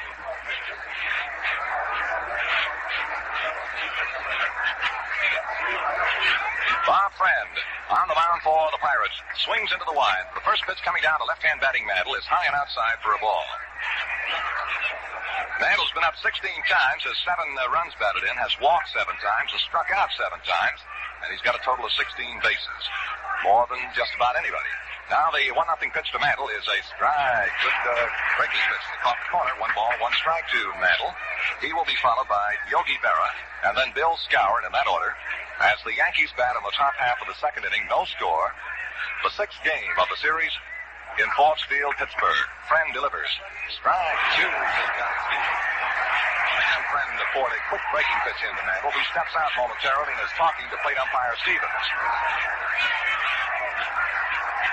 Well, the Yankees, of course, know what is at stake better than anyone in the ballpark. And they'll be battling and fighting their utmost over each and every pitch. 1 ball, 2 strikes, the count to Mantle. Left-hand batter against the right-hand tosses of Friend. Here comes the pitch. A bunt right back to the mound. Grabbed by Friend. He throws to first. In time, and that's all for Mantle. That's the second time we've seen Mantle bunting with a count of 2 strikes on him. You recall in Yankee Stadium he bunted the other day and bunted it foul and was a strikeout victim. This one went right straight back to the mound. Grabbed there by Bob Friend. And he threw him out. 1 out now. Here is Yogi Berra. Berra has been up in this 1960 series 14 times, has 3 base hits. They've all been singles. He's knocked in 2 runs, is hitting for a .214 average. Pitch coming down is a ball inside. Yogi only needs 1 single to equal the World Series record of the most 1-base hits in a total series, which is held by the Fordham Flash, Frankie Frisch, 45. He needs just 1 base hit to equal. Here's a ball high and outside now to Berra. 2 balls and no strikes.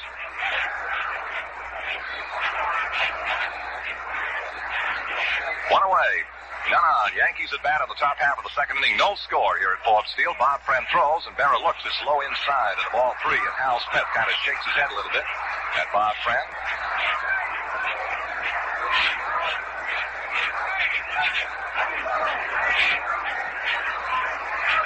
Into the move now. 3-0 pitch coming to Yogi Berra. He looks and is down low for a ball 4, and so Friend has issued a walk to Yogi Berra. And the Yankees have their first base runner of the afternoon, bringing out Bill Skowron. Skowron has been to the plate in this series 23 times with 8 base hits. A very fine .348 batting average. Has a home run and a double to his credit, and 4 runs batted in. And this fella hits him a long way, particularly to center and to right center. Friend all ready to go now. In the set, he kicks and throws. Skowron swings ground ball. By the first baseman Stewart out in the deep right field corner. Clemente is running it down. As Berra swings second and digs for third, he'll pull in without a throw. And Skowron has ripped a ground single by the Pirate first baseman Stewart out in the right field corner. Berra has moved around to third base. And holding first with the Yankees' first hit of the afternoon is Bill Skowron. His 9th hit of this series. Number 32. So with 1 away now, the Yankees have runners on the corners at first and third, and the batter will be the Yankee catcher of the afternoon, Elston Howard. Elston is hitting .462 in this series. 13 trips with 6 base hits, and he's had a little bit of everything. He's had a double, a triple, a home run, and 4 runs batted in, along with 3 singles. No score, but the Yankees threaten now with 1 out and runners at first and third. Elston Howard, lean right-handed batter, steps in, and Bob Friend kicks and throws. A ball low and outside to Howard.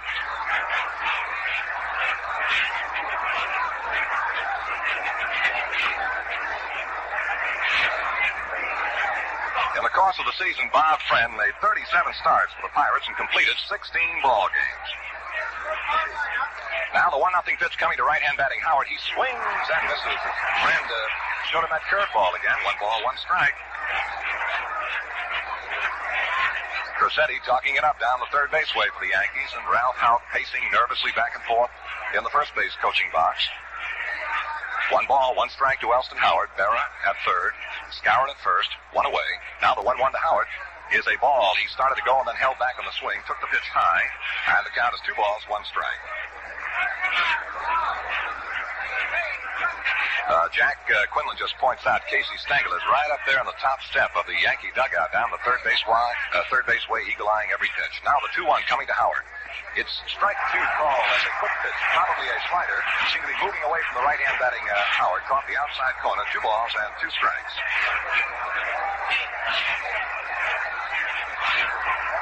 3-2, the count to Elston, or 2-2, the count to Elston Howard. Skowron at first, Berra at third. And Smitty down, pumping the side, and Bob Friend about ready to go. He's in trouble here in the Yankee half of the second inning. The big Pirate right-hander sets. And the 2-2 to Howard. He swings in a high pop foul that's going to be out of play down the first base side. So the count continues 2-2 to Elston Howard.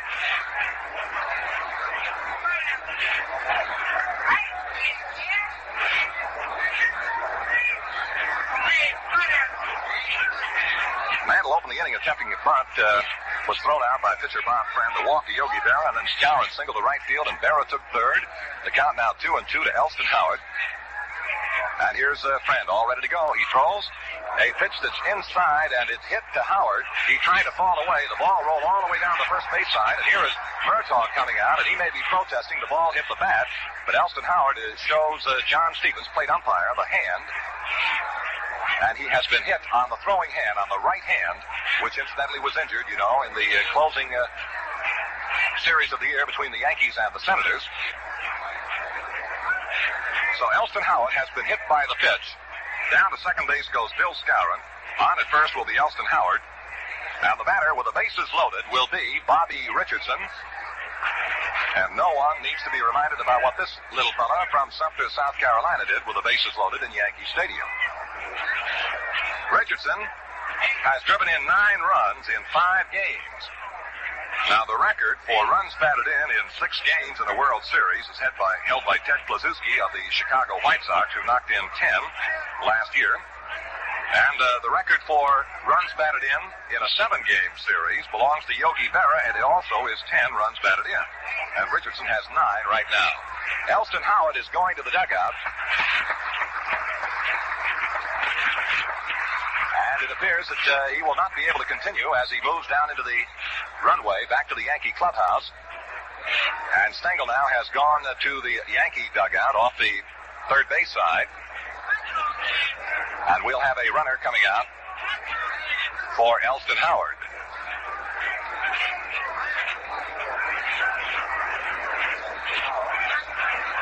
Still waiting to see what it'll be. They have signed to the bullpen down there, and the umpire down on the left field foul line, Stan Landis, has given the sign to someone to come on in and run for Elston Howard. It looks like the big Yankee right-hander, Eli Gerba. We'll know in just a moment, but it is Eli Gerba, and we'll have the announcement. Gerba is running for Elston Howard, who was hit on the right hand by a pitch from Bob Friend and has left the ball game. And Gerba is on to run. The Yankees have loaded the bases with 1 out. In the top half of the second inning, no score. Pirates nothing, Yankees nothing, and Friend in trouble now. Richardson hitting .350 on the season, or on the series. And he hit .252 on the season. Last year was the only Yankee regular to hit 300. Steps in now, right-hand batting, right-hand pitching. Friend throws, swing and a miss. Strike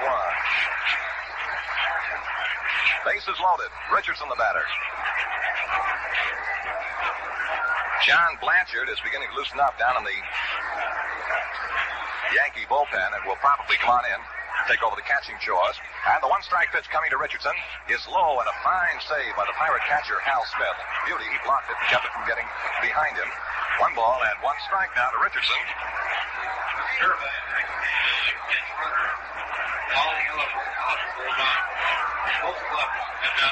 Now the 1-1 pitch coming down to Bobby Richardson. It's a pitch too high and outside, Bobby. For a ball, 2-1 now. Activity in the Pirate bullpen down in the right field corner. Tom Cheney and Vinegar Ben Mizell. Mizell and Cheney are warming in the Pirate bullpen in right field. A count, 2 balls, 1 strike to Richardson. Bases loaded, 1 out. The pitch.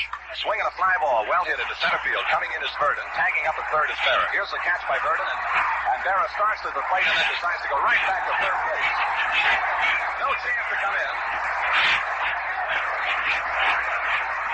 Richardson skied straight away to center field of Verdon, who came in on the ball very slowly and then started to pick up momentum as he approached the ball, made the grab and rifled a perfect strike to the plate, and Berra came down the line maybe 10 or 15 feet and then decided, went right back to third base. So there are now 2 out. In the Yankee half of the second inning, the bases remain loaded, and the batter will be pitcher Whitey Ford.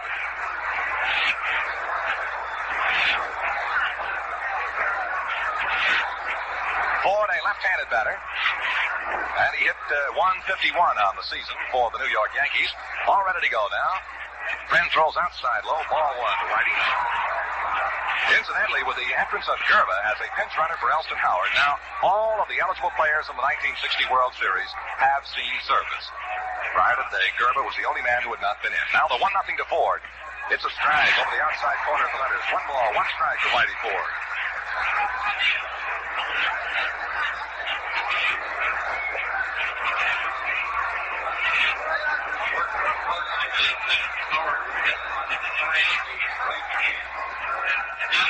Now the 1-1 pitch to the Whitey Ford is down low for a 2.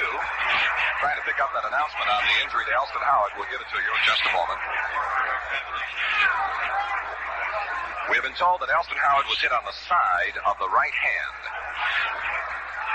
The count to Ford, 2 balls, 1 strike, and Friend into the move now delivers, swinging a foul ball out of play off the third base side. The count 2-2 now to the Yankee hurler.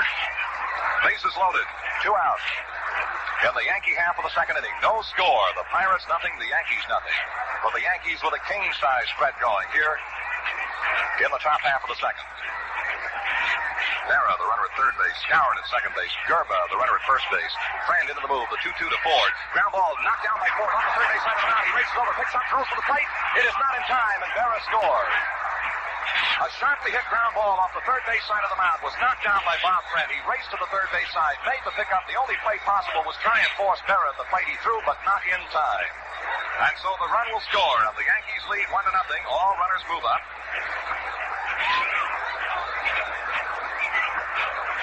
An infield hit off the glove of pitcher Bob Friend drives in the first Yankee run.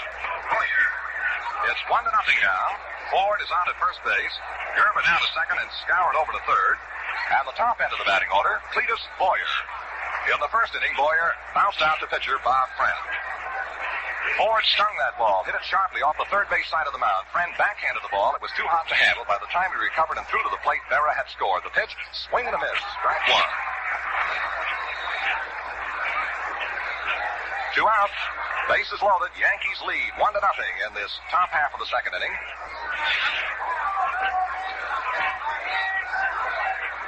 And the 1-strike pitch to Richardson. A swing and a miss for strike 2 to Cletus Boyer, excuse me.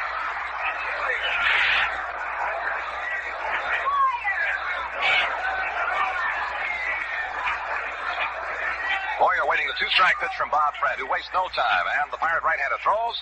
Struck him out. Swing and miss, and Boyer goes down. So the Yankees in the second inning get 1 run. On 2 base hits, no Pirate errors, and 3 Yankees are left on. And the score at the end of an inning and a half, it's the New York Yankees 1, the Pittsburgh Pirates nothing. Value and choice from GM. Take the great new Oldsmobile for $61. the action line in performance and design. Only Olds has new Hydromatic with Accelerator action and new high-performance Skyrocket engines. They're the rocket for every pocket in 61. See the full Oldsmobile action line at your quality Oldsmobile dealers. Stop in and see the new Oldsmobile today. We pause 30 seconds for station identification. Are you mixing with the best? Saratoga Vichy with the yellow label. With the yellow label. There's more enjoyment in the game, more enjoyment in the glass when it's filled with refreshing Saratoga Vichy, the genuine Vichy with a yellow label. Always ask for it by name, Saratoga Vichy. Saratoga Vichy. Yellow label. Saratoga Vichy. Yellow label. Saratoga Vichy. WGY, WGFM, Schenectady.